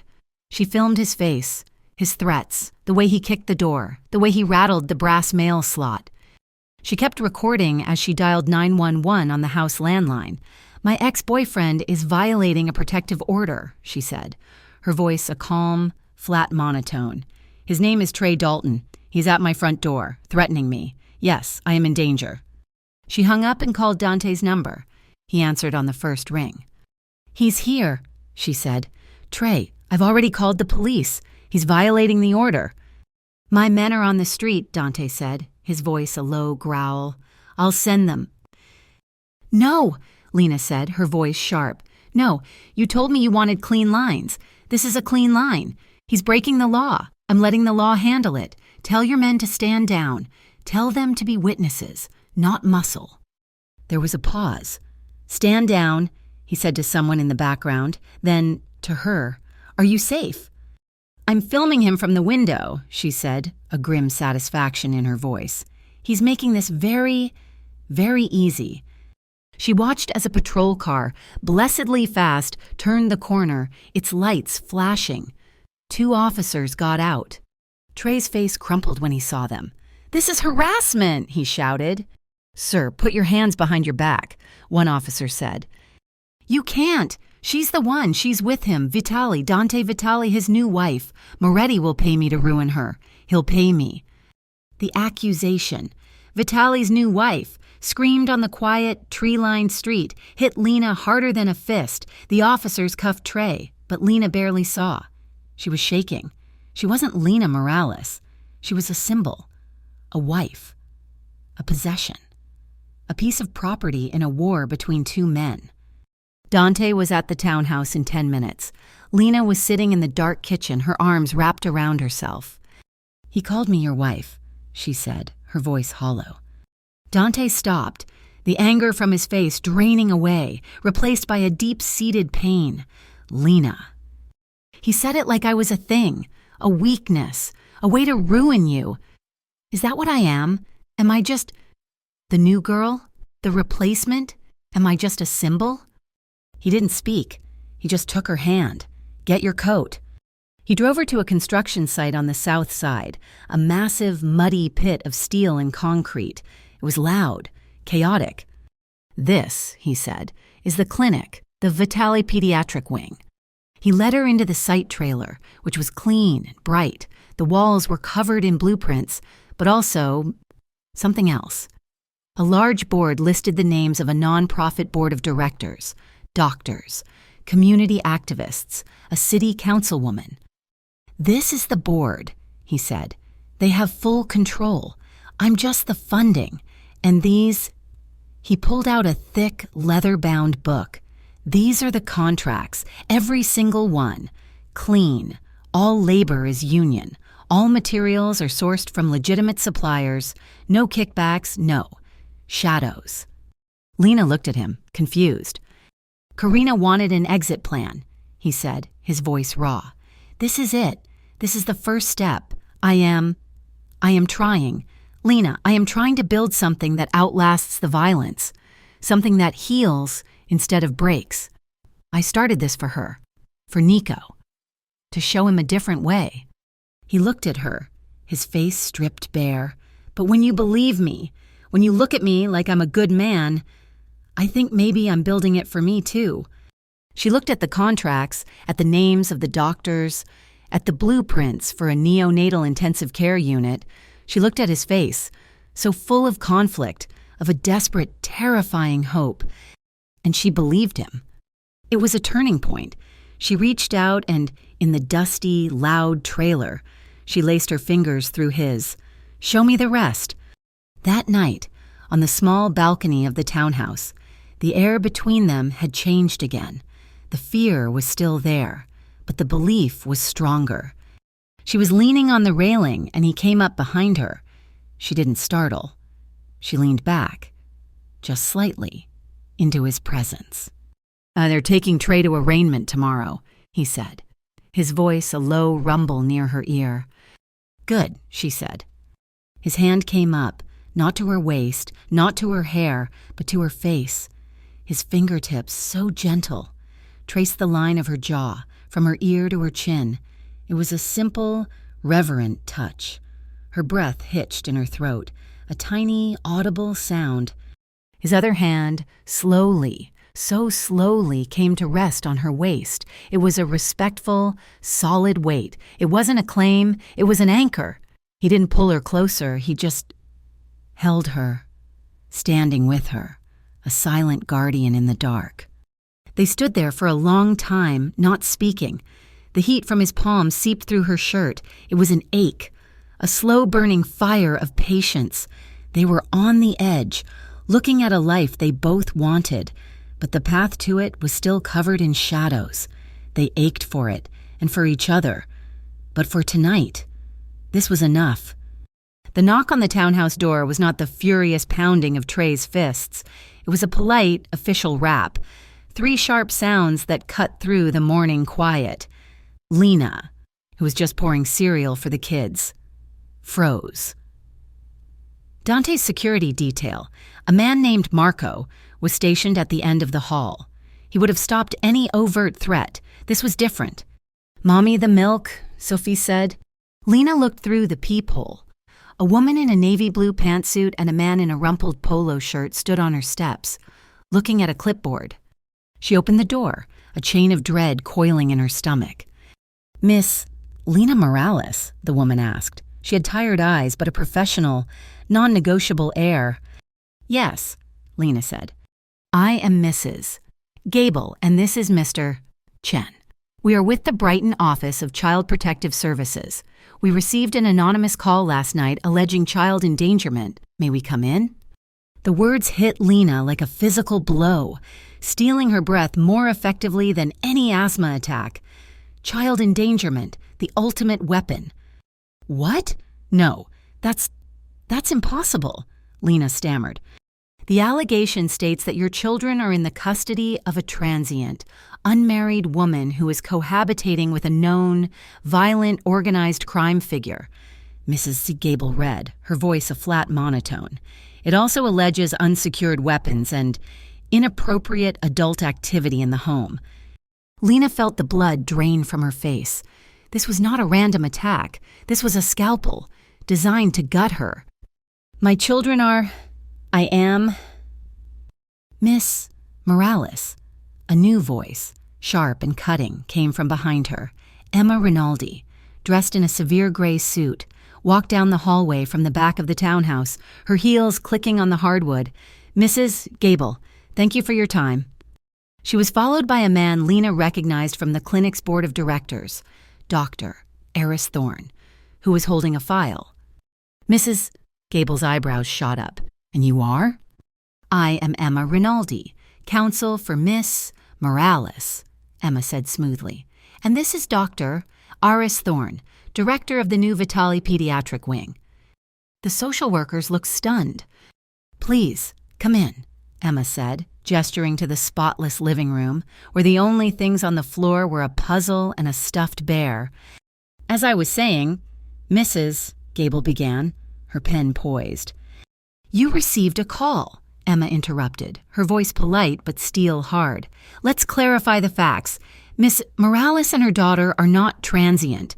They are residing here as part of the new Safe Breath Medical Charity Housing Program, which provides secure, allergen-free housing for low-income families with high-risk asthmatic children." "Doctor," Thorne stepped forward, "here is the lease agreement, the program acceptance letter, and a signed reference from me. Sophie Morales is one of our first patients. The housing is fully funded by the clinic's nonprofit board." He handed over the file. Mrs. Gable's pen wavered. "I see, but the allegation of association with crime." "Miss Morales has zero association," Emma said. "She has, however, been the target of a vicious, coordinated harassment campaign since she heroically intervened in a child's medical emergency at the Harborview Gala. The man who made that allegation, Trey Dalton, was arrested 2 days ago for violating a protective order. Here is the police report. And here," she added, "is the filed injunction against a blogger named Brighton Buzz for defamation." She laid the documents on the coffee table. Clean, lawful. Mrs. Gable looked at the paperwork, then at Lena. She looked at Sophie, who had come over to tug on Lena's shirt. "I see." "Mrs." Gable said again, her professional mask softening with a flicker of human understanding. "We are required to follow up on every call, Miss Morales, but this does not feel like concern. This feels like harassment." "It is," Lena said, her voice finally returning, shaking but cold with fury. "I will, however, need to do a walkthrough and speak with the children, just for the record." "Mrs." Gable said gently. 40 minutes later, the social workers were gone. They had found no weapons, no drugs, no danger, just a clean home, a full refrigerator, and 2 children who were bright, articulate, and clearly adored their mother. "It will be filed as unfounded, Mrs." Gable had promised at the door. "But I did note the pattern of harassment in my report. This file is now flagged. Any future anonymous calls about you will be met with extreme scrutiny." When the door closed, Lena sank onto the couch, her body trembling. They had tried to take her children. They had used the power of the state, the one thing Dante's money couldn't easily stop, to try and break her. She was done hiding. "I'm going out," she said. Dante was at the townhouse in 10 minutes, his face a thundercloud. What do you mean, going out? I'm going to the community center, Lena said, pulling on her sneakers. My old one. I'm supposed to be teaching a class, budgeting on a dime. For the mothers group, I missed the last 2 weeks. You are not, Dante said, his voice flat. After this morning, after a CPS call, you are a target. Lena, you will stay here. No, she said, and she stood up, meeting his gaze. The fear was gone, replaced by a granite certainty. You don't understand. Hiding is what they want. They want me to be a mob mistress. They want me to be a kept woman in a beautiful cage, too scared to show her face. If I hide, I become what they say I am. My life, my real life, is in that community center basement, teaching other broke moms how to stretch $1. I am going. He stared at her, seeing the woman from the museum, the woman who had calmly coached his son's breathing while cameras flashed. He saw a fighter, and he had been treating her like a victim. Emilio and Marco will drive you, he said. They will wait outside the door. Fine, she said, but I am going. The community center basement was fluorescent lit and smelled of old coffee and mimeograph paper. The 5 women waiting for her cheered when she walked in. Lena, we thought you'd run off with that rich mystery man. One of them, a sharp woman named Rosa, joked. Not a chance, Lena said, dropping her tote bag. I'm still just a woman who knows how to make a box of macaroni feed 4. Now, let's talk about couponing apps. For an hour, she was home. She was funny. She was tough. She commanded the room with a humor and grit that was forged in the same fires they all lived in. She was not a symbol. She was just Lena. She didn't know Dante was there until the end. He was standing in the back of the room, by the door, having slipped in unnoticed. He wasn't dressed as the boss. He was just in dark slacks and a gray sweater. He was also holding boxes. Mr. Vitale, Rosa said, her eyes wide. Just Dante, he said, his voice quiet, polite. He looked at Lena, his gaze full of an unvarnished respect. I heard Miss Morales was teaching this class, my son's clinic. We're funding a new digital literacy program. I brought the first donation. He and Marco began to unload, 10 brand new laptops, still in the shrink wrap. The women in the room were silent, stunned. For us? Rosa whispered. For the center, Dante said, his eyes still on Lena. Miss Morales? Lena, she taught me that everyone deserves the right tools to build their own life. This is just a start. He watched her as she handled it, her face a mixture of shock, exasperation, and a grudging, profound gratitude. She was a leader, he realized, and he had been trying to hide her light. The walk back to the car was different. The air was light. Lena felt like she had reclaimed a piece of herself. Dante walked beside her, the 2 guards a discreet distance behind. You're a menace, she said, a small smile playing on her lips. 10 laptops? It was a start when he said, mirroring her smile. You were incredible in there. You're a natural. It's not natural, she said. It's just, I've been there. That's when he saw it. A black sedan parked across the street. It was running. It had no front plate. It was the same one he'd seen outside the community center when he arrived. And it was now pulling away from the curb, its movement slow, deliberate, trailing them. Lena saw his face change. What? Don't look, he said, his voice a low, calm command. His hand slipped to the small of her back. We're going to cross the street. Just walk with me. He guided her across the street, not toward their car, but toward the large, domed glass building on the corner, the Brighton Botanical Conservatory. Dante, what is happening? They're tailing us, he said, pushing her through the heavy glass doors. Emilio, Marco, Plan B, we're inside. They were in a different world. It was warm, humid, and smelled of damp earth and orchids. The noise of the city was gone, replaced by the sound of a waterfall. Dante, Lena's heart was hammering. We're going to walk through, he said, his hand still on her back, propelling her forward. Through the desert room to the tropical house, there's an exit on the far side. They moved quickly.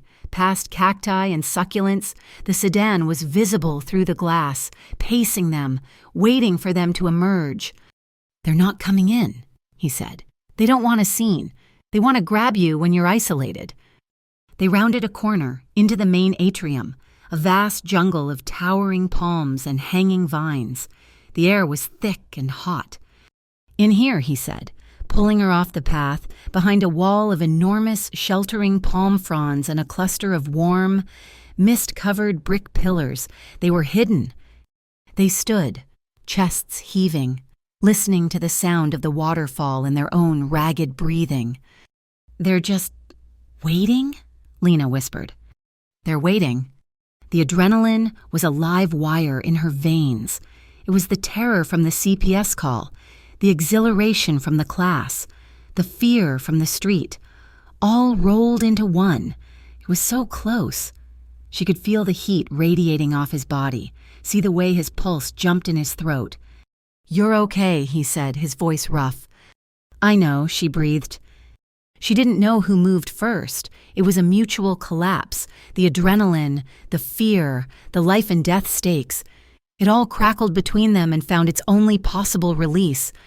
His mouth was on hers, not gentle, not slow, but urgent and claiming. It was a kiss that said, "You are alive and you are with me." Her back hit the warm, solid brick of the pillar, and she gasped into his mouth. His jacket was around her shoulders, shielding her, surrounding her with his scent, her hands, desperate, threaded into his hair, gripping him, anchoring herself as the world tilted. It was a kiss of shared foxholes, of survival. It was a desperate, hungry claiming. His hands were on her waist, holding her pinned to the wall, to him, to life. She could feel the hard muscle of his chest, the frantic beat of his heart matching her own.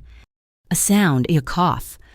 They sprang apart, their breaths tearing from their lungs. A conservatory guard, an old man with a watering can, was walking slowly down the path, not even looking at them.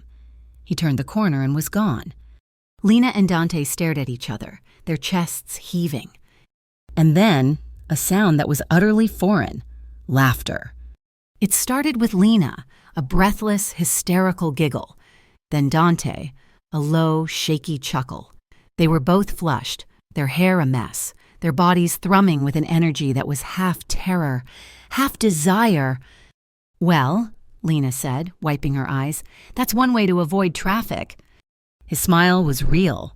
It was the first real, unguarded smile she had ever seen from him. "My exit plans could use some work."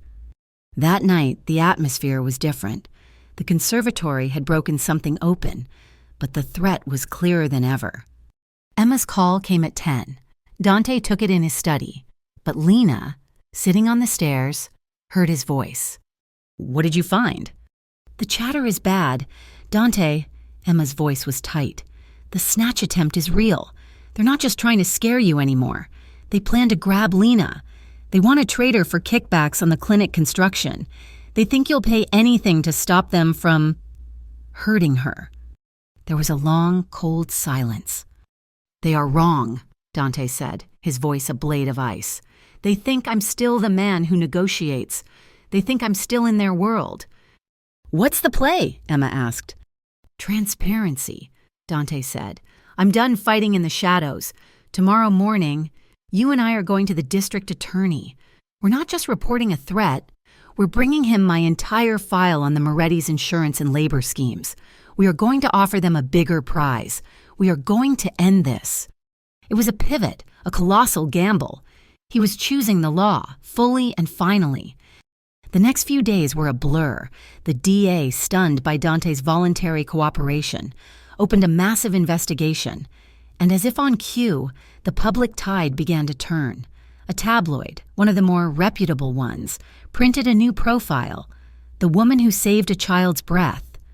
The museum medic who had been on site at the gala had given a statement, confirming Lena's quick, competent use of the pediatric spacer, calling her a hero.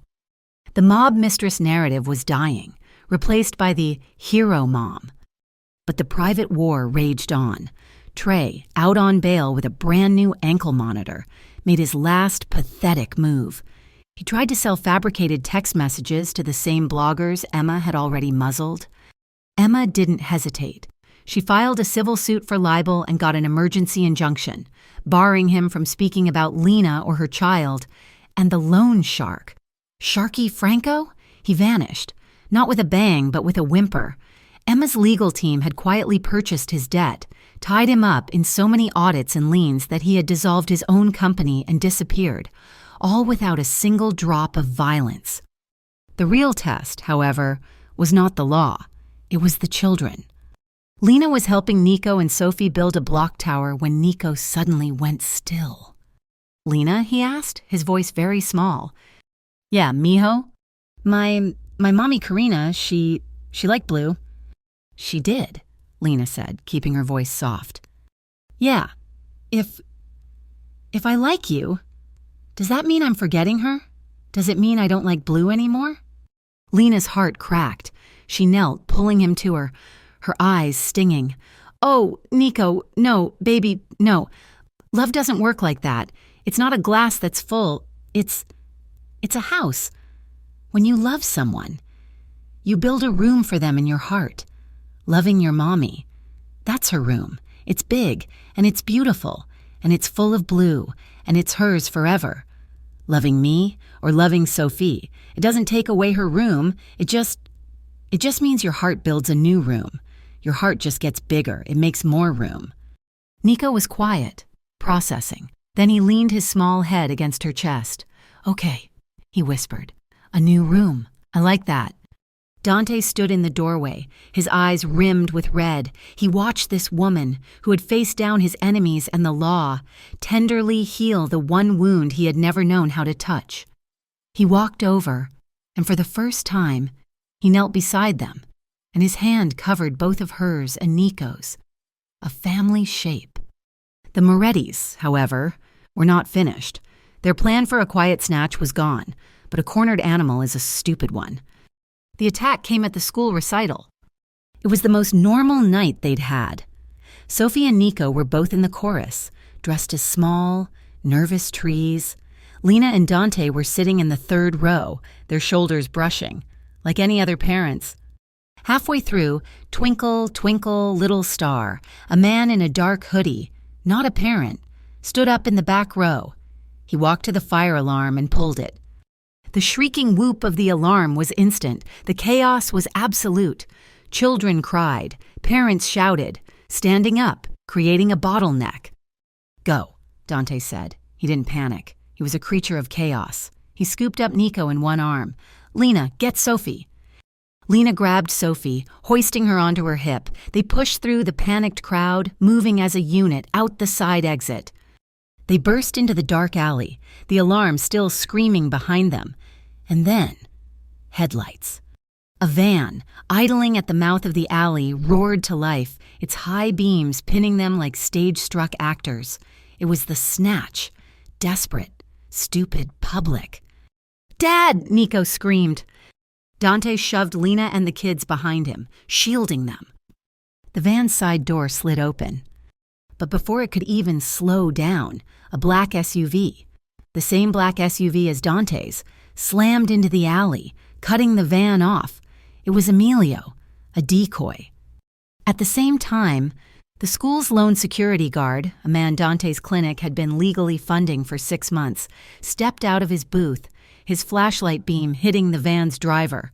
"Stop! Police have been notified." The van's door slammed shut. The driver threw it in reverse, squealing out of the alley and disappearing into traffic. It was over in 30 seconds. Dante was shaking, not with fear, but with a cold, white-hot fury. The next morning, he did not send Emma. He went himself. He called a press conference on the steps of the unfinished clinic, the board of directors standing beside him. He was not the mob boss. He was Dante Vitale, board chair. He was furious, but he was measured. "Yesterday," he said, his voice carrying over the dozens of cameras, "a criminal organization attempted to intimidate this project. They did so by targeting a school, by targeting children. by targeting my family.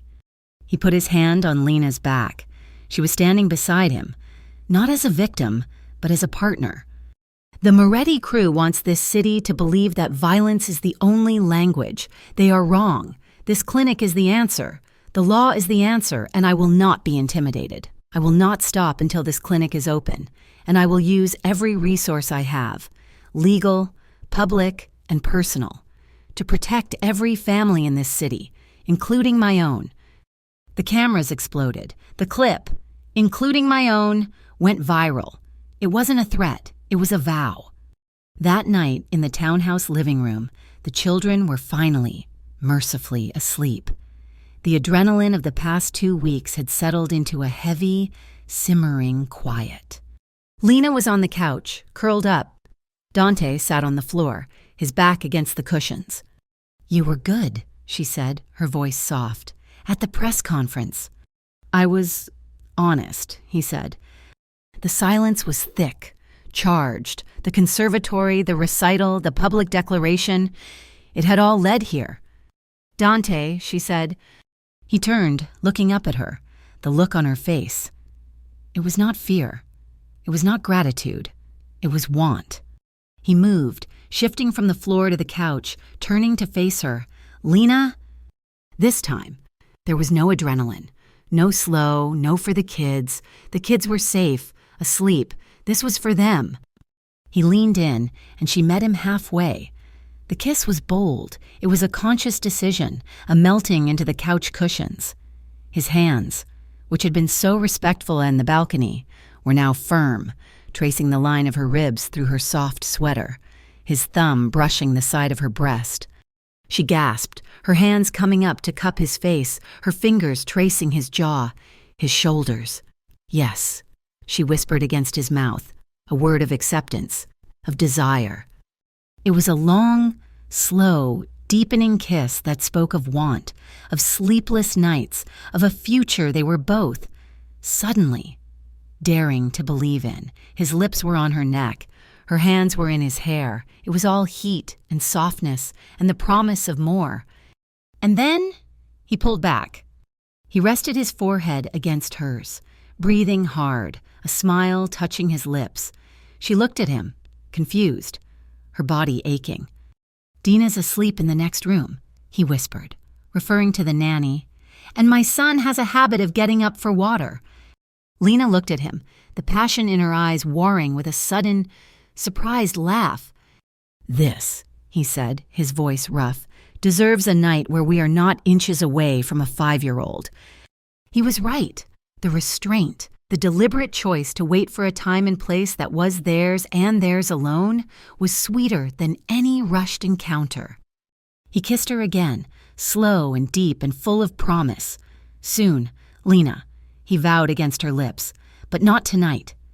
The news came from Emma, not as a text, but as a quiet, in-person briefing in the townhouse kitchen, her voice a low, clinical hum that was more chilling than any shout.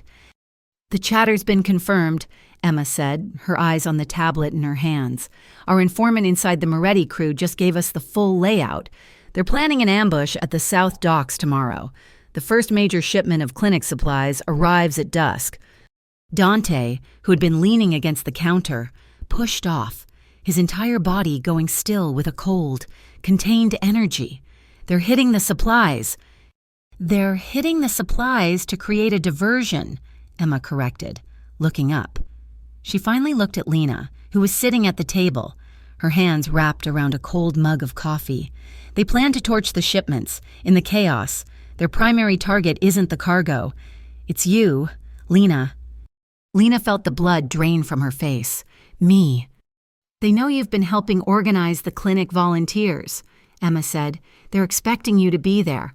Clipboard in hand, they plan to grab you, and they'll use you as leverage to get Dante to renegotiate the clinic contracts." "No," Dante's voice was flat. It was the voice of a man sealing a tomb. "Absolutely not. The delivery is canceled. You're not leaving this house.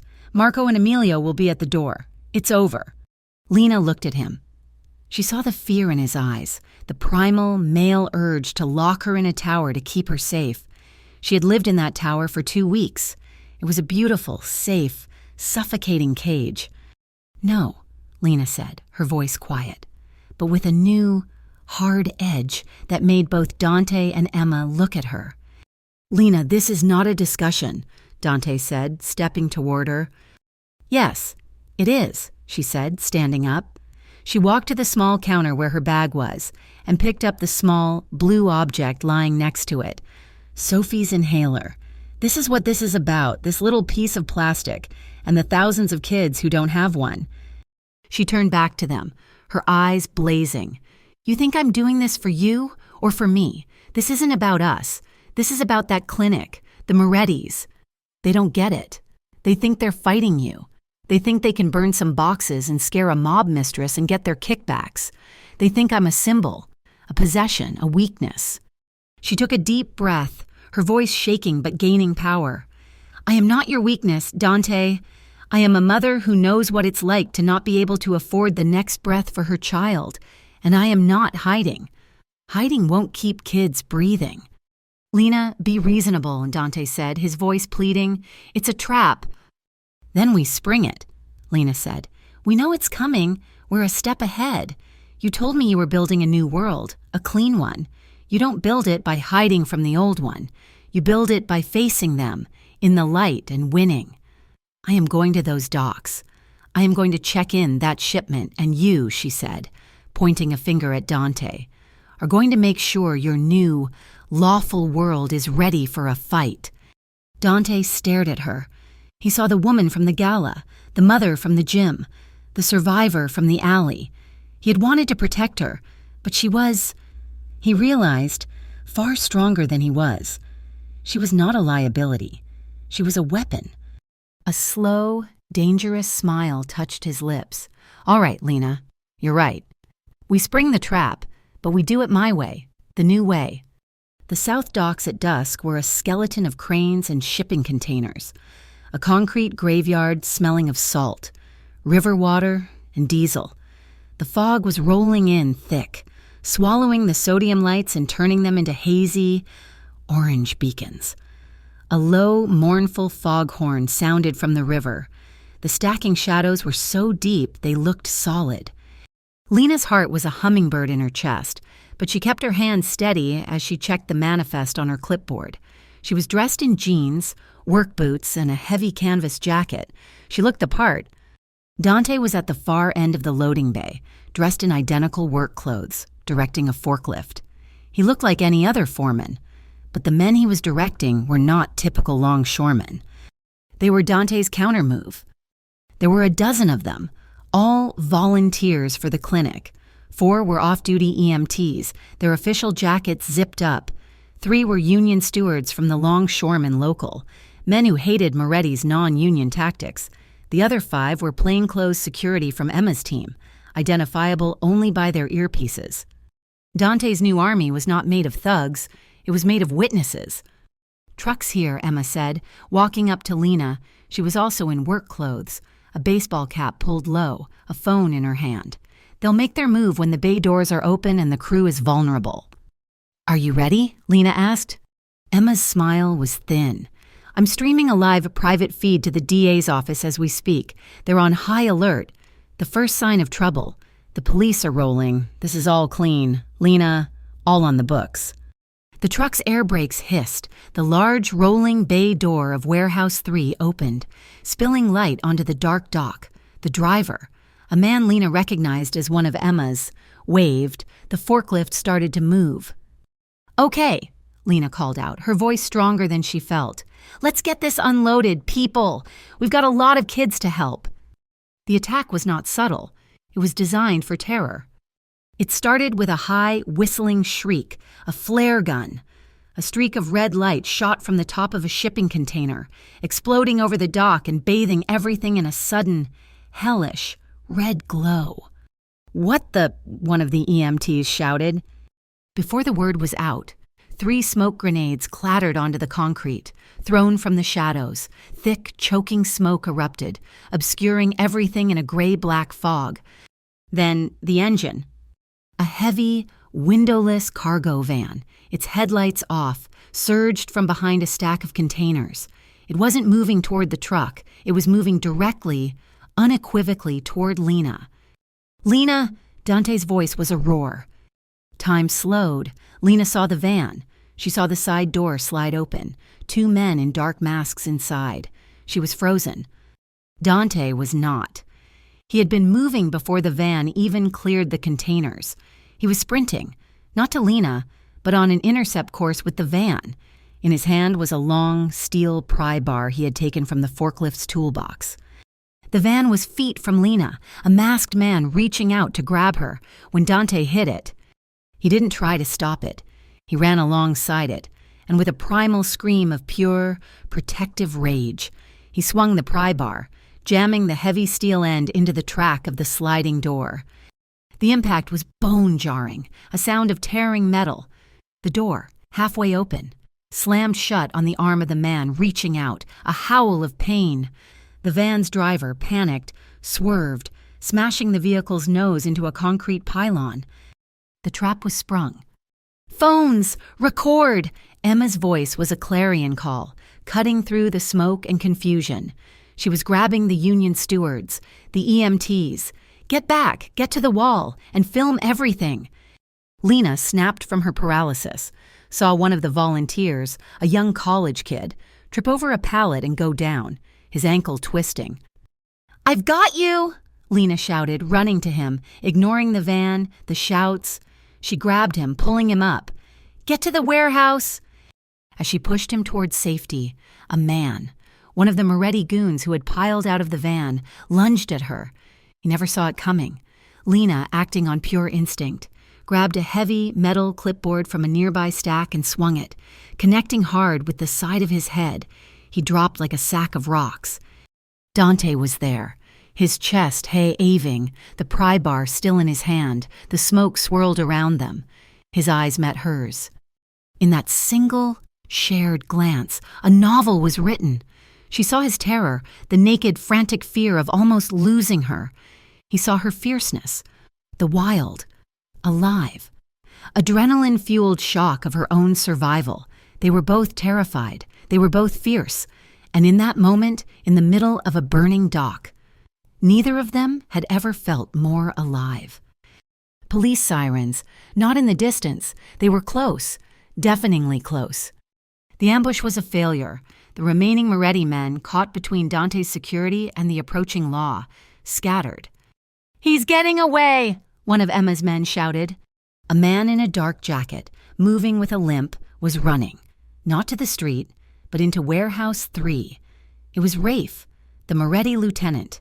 He was dragging a heavy wooden crate with him. "Dante!" Lena shouted, pointing. "Emma, stay with the witnesses," Dante ordered. He dropped the pry bar.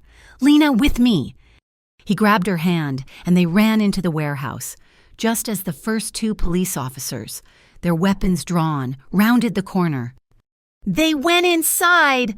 one of the union stewards shouted, his phone still recording. "Vitali's with them, and the cops!" One of the officers wore a body cam, its small green light blinking, capturing everything. Dante didn't slow down. He kept himself, Lena and the fleeing Rafe, perfectly in the camera's sightline. He was not an accomplice. He was a witness, in pursuit. Inside, the warehouse was a cavern of shadows, stacked high with medical supplies. "He's in here," Dante called out, his voice echoing. Lena's eyes, sharp and quick, scanned the crates. "Dante, look." She pointed to a stack that Rafe had run past. The labels. They were almost identical to the clinic's logo, but not quite. "Vitali Pediatric Wing," one read. But the font was wrong. The logo was blurry. "Counterfeit," she whispered. Rafe, panicked, had dropped the crate he was dragging. It had burst open. Inside weren't inhalers. It was something else. And on top, a black leather-bound book, a ledger. Rafe was at the far end of the aisle, fumbling with a locked fire exit. He was trapped. Lena didn't hesitate. She didn't run for the ledger. She pulled out her phone. She snapped 3 high-resolution photos, the counterfeit labels, the open crate, the ledger. She opened an email, attached the photos, and typed a single recipient, the district attorney. "Email sent," she said, just as Rafe gave up on the door and turned, his face a mask of rabid fury. "You!" he spat, looking at Dante. "You ruined everything." He lunged, but he didn't lunge at Dante. He lunged at Lena. He grabbed her wrist, yanking her in front of him, using her as a human shield. "Don't move, Vitali!" Rafe screamed, his other hand fumbling inside his jacket. "One move and she's—" Dante froze. It was the single hardest act of his entire life. The old him, the man he had been for 20 years, would have had a weapon. He would have closed the distance. He would have ended Rafe in a single, violent motion. But the new Dante, the man Lena believed in, stood 30 feet away, his hands open at his sides. He was unarmed. He was vulnerable. He was, for the first time, putting his faith not in his own violence, but in the law, in her. "Let her go, Rafe," Dante said, his voice a low, pained rumble. "It's over. It's over when I say—" Rafe never finished the sentence. Lena, who had been taught in her community center self-defense class to never be a passive victim, acted. Rafe was holding her wrist. He was expecting her to pull. She did not. She went with the momentum, drove her boot heel down hard onto his instep. He howled, his grip loosening for a fraction of a second. It was all she needed. She twisted her wrist, breaking his hold, and drove her elbow hard into his ribs. At the exact same moment, Emma, who had followed them in, raised a small, pistol-like object. It was not a gun. It was a stun bag launcher. It made a dull thump. A heavy, sand-filled bag shot across the aisle and hit Rafe square in the chest, knocking the air from his lungs and sending him crashing backward into a stack of empty pallets. It was clean. It was recorded. It was perfectly, completely lawful. A new smell hit Lena's nose. Acrid, chemical. "Dante," she said, her voice a low gasp. "Fire!" A stream of bright blue flame was running along the concrete floor in the chaos. One of the Moretti's flare gun rounds must have landed near a leaking drum of forklift fuel. The fire was spreading, moving with horrifying speed toward the cardboard crates of medical supplies. "Out now!" Dante roared. He didn't wait. He swept Lena off her feet, tossing her over his shoulder in a fireman's carry, and sprinted. She coughed, her lungs filling with smoke, her head dizzy. He burst out of the warehouse door just as the first crates erupted, a whoosh of flame roaring into the night sky. He set her down, and she stumbled, her lungs burning. She was coughing, a harsh, tearing sound. And then she laughed. It was a wild, hysterical sound, half fury, half relief. She was covered in soot. She smelled like smoke, and she was laughing, her hands on her knees. Dante, his own face black with grime, looked at her, his expression of stark terror melting into stunned, shared relief. "Mommy! Papa!" Lena's head snapped up. A black car, not the police, not the Morettis, had pulled up. Emma's driver, the back doors were open, and Nico and Sophie were tumbling out, their faces pale with tears. The nanny, Dina, right behind them. "We saw the fire!" Sophie screamed, launching herself into Lena's arms. Lena grabbed her, holding her so tight her own ribs ached, burying her face in her daughter's hair. Nico ran to Dante, his small arms wrapping around his father's waist, his face pressed into the smoky canvas jacket. "You were in the fire," he sobbed. Dante knelt, his large, dirty hands cupping his son's face. "I'm okay, Nico. I'm safe. We're safe." The four of them stood there, 2 children clinging to 2 adults, illuminated by the flashing red and blue lights of the police cars and the roaring orange of the warehouse fire, a broken, strange, and completely new family, standing together in the wreckage. The fire department doused the blaze. The DA, a grim-faced man named Harrison, had arrived. Lena's email already open on his phone. "Mr. Vitali," Harrison said, his voice a gravelly baritone. "He's got the ledger, sir," Emma said, stepping out of the shadows. She was holding the smoke-singed, leather-bound book, a complete record of Moretti's insurance fraud and his use of counterfeit medical supplies. Harrison took the ledger, his face grim. He looked at Dante, who was still holding Nico's hand. A uniformed detective stepped up to Dante. "Mr. Vitali," the detective said, his voice loud enough for the other officers to hear. "I need you to come with me. We have some questions." He began, his voice a monotone. "You have the right to remain silent." Dante didn't flinch. He just held Nico's hand tighter. The detective, as he gently guided Dante toward a patrol car, gave a single, almost imperceptible nod, a nod of understanding, a nod of respect. This time, Vitali had done it right. Lena watched, her heart in her throat, as they sat Dante in the back of the car, not in cuffs. "It's for show," Emma said, standing beside her. "He's not a suspect. Lena, he's the key witness. He's the man who's going to burn the entire Moretti family to the ground, and he's going to do it in a courtroom." An hour later, after the kids were safely back in the car with Dina, Dante emerged from the patrol car. He had signed a sworn statement. He had committed his full resources, his informants, his everything to the DA's case. He had chosen. The street war was over. The court battle had just begun. The news broke on a Tuesday, not as a whisper, but as a cleansing fire.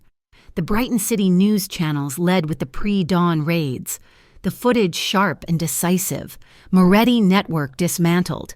The headlines blared, calling it the single largest organized crime takedown in the city's history.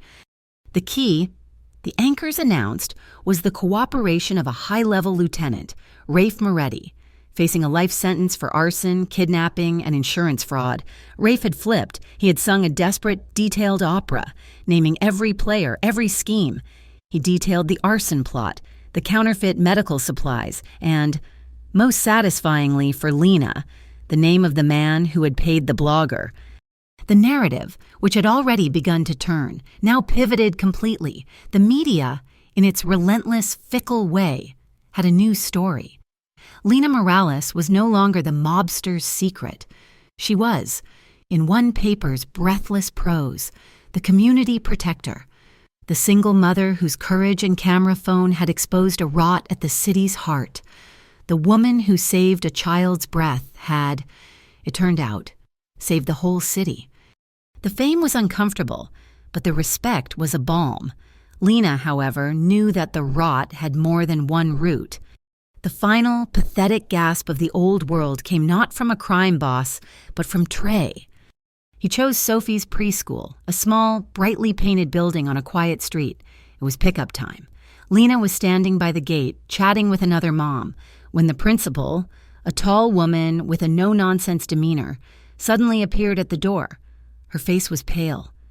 "Code yellow," the principal said, her voice low but urgent. "Everyone inside. Now. This is not a drill."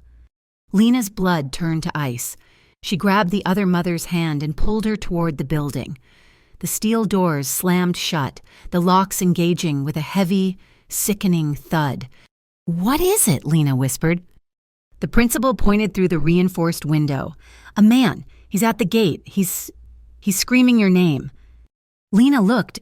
It was Trey. He was rattling the locked gate, his face a grotesque mask of red, sweaty fury. He was shouting, but the sound was muted by the thick glass. He was violating the restraining order in the most public, terrifying way possible. He was a man with nothing left to lose, and those were the most dangerous men of all. "He can't get in," the principal said, her hand shaking as she held her phone. "The police are on their way. He's trapped between the street gate and this door." But as Lena watched, her heart a cold stone in her chest, she saw something else. A black SUV. Dante's car. Pulled up across the street. He had been on his way to meet her, to pick up Nico from a nearby school. Dante got out of the car. He didn't run. He just moved. A dark, controlled force. He saw Trey. He saw the lockdown. "Oh no," Lena whispered. Trey, seeing Dante, lost what was left of his mind. "You!" he shrieked, his voice finally audible. "You think you can take her? You think you can ruin me?" He abandoned the gate and charged, a wild, desperate animal launching himself at Dante. Dante didn't flinch. He didn't reach for a weapon. As Trey's fist flew, Dante simply stepped inside the punch, turned, and used Trey's own momentum against him, slamming him hard against the brick wall of the school's entryway. Trey's head hit the brick with a dull smack, and he crumpled slightly. Dante didn't hit him. He just held him. He pinned Trey to the wall with his forearm, his body a solid, immovable object. He pressed his arm against Trey's throat, not choking him, but controlling him, lifting him onto his toes. The rage coming off Dante was a physical heat, a silent, terrifying promise of violence. Lena watched, her hand pressed to the glass, her heart in her throat. This was it. This was the man she had seen glimpses of, the man of shadows. The sirens were immediate. 2 patrol cars screamed to a halt. "Vitali, police, let him go, hands up, now!" Lena's breath stopped. This was the moment, the test. Dante was breathing hard, his face a mask of cold fury, his arm still pinning Trey, whose face was a blotchy purple. He heard the command. He heard the officers. And, with a long, shuddering exhale, he did the impossible. He released him. He stepped back, his hands raised, open and empty. He proved, in that single agonizing second, that he could choose. He could choose restraint. He could choose the law. He could choose, for the sake of their kids, to stop. Trey slumped to the ground, coughing and sputtering, as the officers swarmed him, cuffing him. Lena leaned her forehead against the cool glass of the school door, her knees weak with a relief so profound it was almost painful. Dante looked over, his eyes finding hers through the window. He was shaking, but he had done it. That night, the townhouse was a sanctuary. The children were deep asleep. The nanny had retired, and the house was still, breathing around them. Lena was in the kitchen, a first aid kit open on the marble counter. "It's just a scratch," Dante said, his voice rough. He was sitting on the low wooden stool, his shirt sleeves rolled up. "It's a burn," Lena corrected, her voice soft. "From the warehouse. You never took care of it." A long, angry red welt marked his forearm, a souvenir from the fire he had carried her from. She knelt, putting herself on his level, and opened a sterile wipe. He hissed as the alcohol touched the skin. "Sorry," she whispered. "It's fine." She was so gentle. Her fingers, which had been so steady in the crisis, were just as steady now. She carefully cleaned the burn, her dark hair falling forward, obscuring her face. "I need you to sit back," she murmured, "so I can—" Dante, his body aching, didn't move to the couch. He just stayed on the stool, and she moved between his knees, her body fitting into the space, her back to him, as she reached for the burn salve on the counter. But then she paused. She was so close. He could smell her hair, the faint, clean scent of her soap. She turned, slowly, within the circle of his legs. She was on her knees, and he was on the stool. It was an intimate, trusting position. He was, in a way, her prisoner, and he was, in every way, her devotee. She looked at the burn, then at his face. "You were shaking," she said, her voice barely a whisper. "Today, at the school. He threatened you. He was at her school, Lena," he said, his voice raw. "I know," she said, "but you stopped. When they told you, you stopped." "For you," he said, "for them, I stopped." She reached up, her hand cool, and touched his face. He leaned into her palm, his eyes closing. She dabbed the salve on the burn, her touch light before putting the cap back on. They stayed there, him on the stool, her between his knees, her hands resting on his thighs, his hands on the stool on either side of her. She looked up at him, her eyes dark and full, and then she leaned forward and rested her forehead against his. No words, just the sound of their breathing, the heat from the day, the fear, the rage, all of it melted, leaving only this solid, warm, quiet connection. He was trembling, just slightly. "It's okay," she whispered. "We're safe." He wrapped his hands around her, his arms circling her waist, pulling her closer until her chest was pressed against his knees. He buried his face in her hair. "Lena," he breathed, his voice thick. She lifted her head. His face was inches from hers. His gray eyes were stripped of all defenses. There was no boss, no father, just a man, terrified and hopeful in hers. She kissed him. It was not a kiss of adrenaline. It was not a kiss of gratitude. It was a kiss of knowing. It was unhurried, deep, and lingering. Her hands came up to cup his face, her thumbs stroking along his rough cheekbones, feeling the tremor in his jaw. His own hands, so large, so capable of violence, were so gentle. They slid up her back, one hand spreading wide at her waist, the other tangling in her hair, holding her, anchoring her. The kiss was slow, a deep, comprehensive exploration. It was a promise. It was heat braided with absolute, unequivocal safety. It was the kiss of a man who had finally, truly, come home. He pulled back, his lips brushing hers. I know, she whispered. Me too. The soft launch of the vitally pediatric wing was 2 weeks later. It was not a gala. It was a quiet, daytime event for the board, the new staff, and the first few patient families. Dante led Lena through the sliding glass doors into a bright, airy space painted in soft blues and greens. It did not feel like a hospital. It felt like a haven. They toured the new asthma and allergy wing, the state-of-the-art equipment that Lena's community center budgeting class could never have dreamed of. And then they stopped. At the end of the hall, there was a simple, elegant plaque. "In memory of Karina Vitale," it read, "for the children." Dante stood there, his hands in his pockets, his face unreadable. Lena just stood beside him, her hand finding his. He laced his fingers through hers, his grip tight. She looked at the plaque, at the bright room, and, without thinking, she began to hum, "Duermere mi niño, duermere mi sol." A small hand slipped into her other one. She looked down. Nico was standing beside her, his dark, serious eyes on the plaque. "That's my mommy Karina's name," he said, his voice quiet. "It is," Lena said softly. "It's a beautiful plaque. And this is a beautiful place she helped build." Nico was quiet for a long moment. He looked from the plaque to Lena and then up at Dante. "Papa says it's okay to love you," Nico whispered, his voice for Lena's ears only. "He's a very smart papa," Lena whispered back. Is it okay?" Nico asked, his small face crumpled with a 5-year-old's profound confusion. "Is it okay to love two mommies? In different ways?" Lena's eyes welled. She knelt, pulling him into her arms. Her heart so full it ached.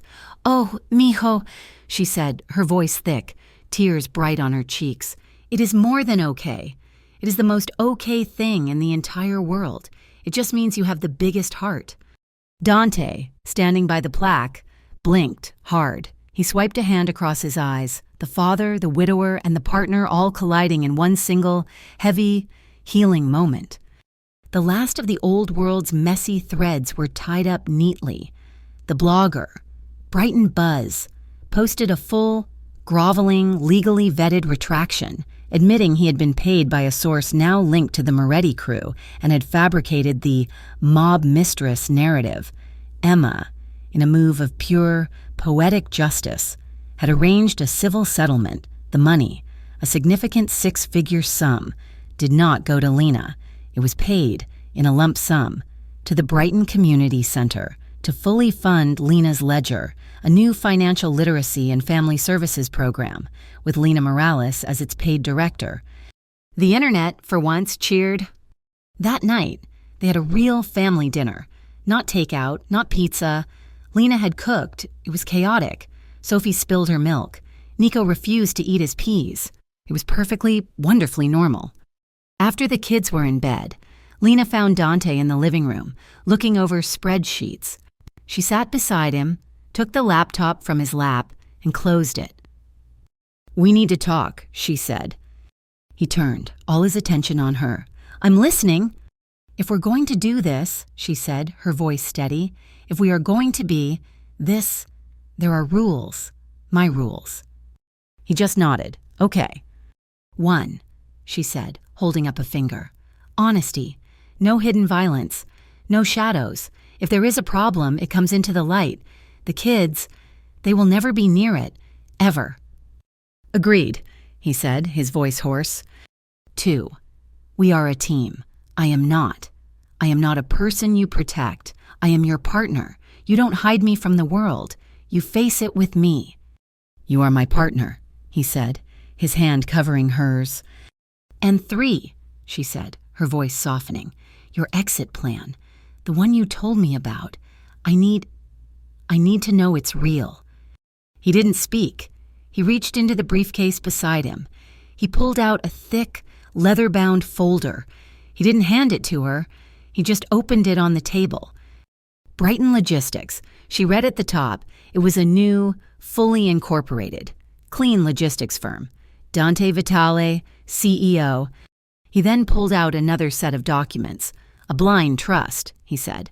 "For the clinic's ongoing funding, it's completely managed by a third-party bank. My name is nowhere near it, but the funding is guaranteed for 50 years. And this..." He pulled out a final sheet. "My resignation as head of the other interests. I've signed over all holdings. It's done. I'm out. Lena, I've been moving for weeks." She looked at the paperwork. He hadn't just promised. He had already done it. The final, violent climax of the old world came at the courthouse. During Salvatore Moretti's arraignment, it was a media circus. Lena and Dante were there, leaving the DA's office after signing their final, sworn testimony. They were walking through the lobby, flanked by Emma and two plainclothes officers. Salvatore, the old boss, a man of 60, broken and defeated, was being led in cuffs. He saw Lena. His face, which had been gray and slack, contorted into a mask of pure, venomous rage. He believed the old rumors. He believed she was the reason. "You," he roared, his voice a gravelly shout, "you, the bitch, you ruined everything." In a last desperate act of a dying king, he lunged. He broke free from the one detective holding his arm, and with a shiv he must have hidden. He surged toward Lena. Dante's reaction was not a thought. It was a primal, physical fact. He moved. He didn't push her. He became her shield, turning, his back to Salvatore, and wrapping his arms around Lena, absorbing the impact as the old man slammed into them. "Dante!" Lena screamed. Emma shoved them both, hard, behind a marble pillar, just as officers swarmed, tackling Salvatore to the ground. "Cover!" Emma shouted. Dante was breathing, his body trembling, holding Lena so tight she could barely breathe. He was fine. The shiv had caught in the thick fabric of his overcoat. He pulled back, his eyes wild, his hands on her face. "Are you—" "I'm fine," she said. "You?" He saw the blood. A small trickle from his hand, where he'd been scraped on the pillar. And the old Dante, the one who lived on fury, surfaced. He let go of Lena, his face going cold, and he started to move toward the pile of officers, toward Salvatore. "Papa!" Nico's voice. He and Sophie were at the far end of the hall, with their nanny, on their way to the courthouse daycare. Nico had seen.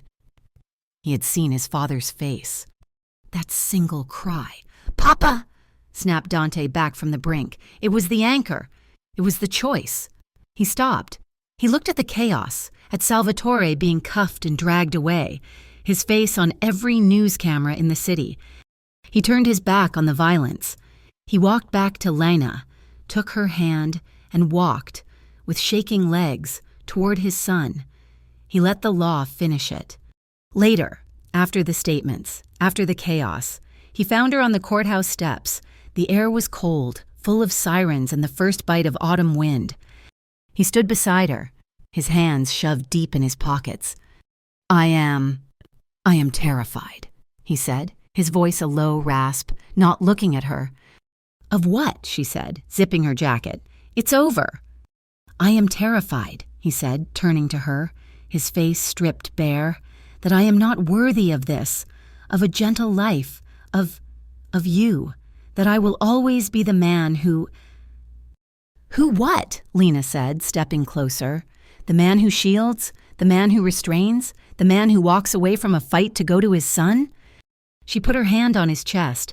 "Dante, love isn't just gentleness. It's not just the soft parts. Love," she said, her voice shaking, "is choosing it. It's choosing restraint when your body screams for violence. It's choosing honesty when a lie is easier. It's choosing to be better. That's not being unworthy. That's everything." He looked at her, his eyes raw, and on the courthouse steps, surrounded by sirens and wind, he pulled her to him. He kissed her. It was not a kiss of heat. It was not a kiss of promises. It was a kiss of fact. It was solid. It was a public claim. It was brave. And it was, finally, the beginning. Weeks later, the city was settling into a new normal. Dante Vitale, the shadow, had stepped into the daylight. He had signed over his father's holdings, the ones that lived in the dark, and was now, officially, just the CEO of Brighton Logistics. He served as the non-voting board chair for the clinic, his presence a guarantee of its integrity. And Lena Morales, the Harborview hero, was the new director of family services at that same clinic, her office bright, her door always open. The closing image was not an end, it was a continuation. In the greenhouse, the one Karina had built, the one that was now a sanctuary for a new family, string lights cast a warm, golden glow. Nico and Sophie, in their pajamas, were planting herbs in small, painted pots, their laughter bright and clear. Lena leaned back against Dante's chest as he stood behind her, his arms wrapped around her waist. They swayed, slow and easy, to a soft song playing from a small speaker. "I love you," she whispered, tilting her head back to look at him. "I love you," he murmured, his voice rough. He tilted her chin, and his lips brushed hers, a warm, passionate kiss that was full of heat, yet grounded in the solid weight of promises kept. It was a kiss of survival, of patience, and of a future they were building, one day at a time. Beyond the glass, the city hummed, a million lives in motion, but in here, under the lights, they were safe. A family built not on blood or bargains, but on protection, accountability, and a love they had chosen, every single day. Thank you so much for listening to this story. We would love to know where you are listening from, so please drop a comment down below. For more stories like this, make sure to subscribe to Mafia Romance Stories, and please share your thoughts with us in English.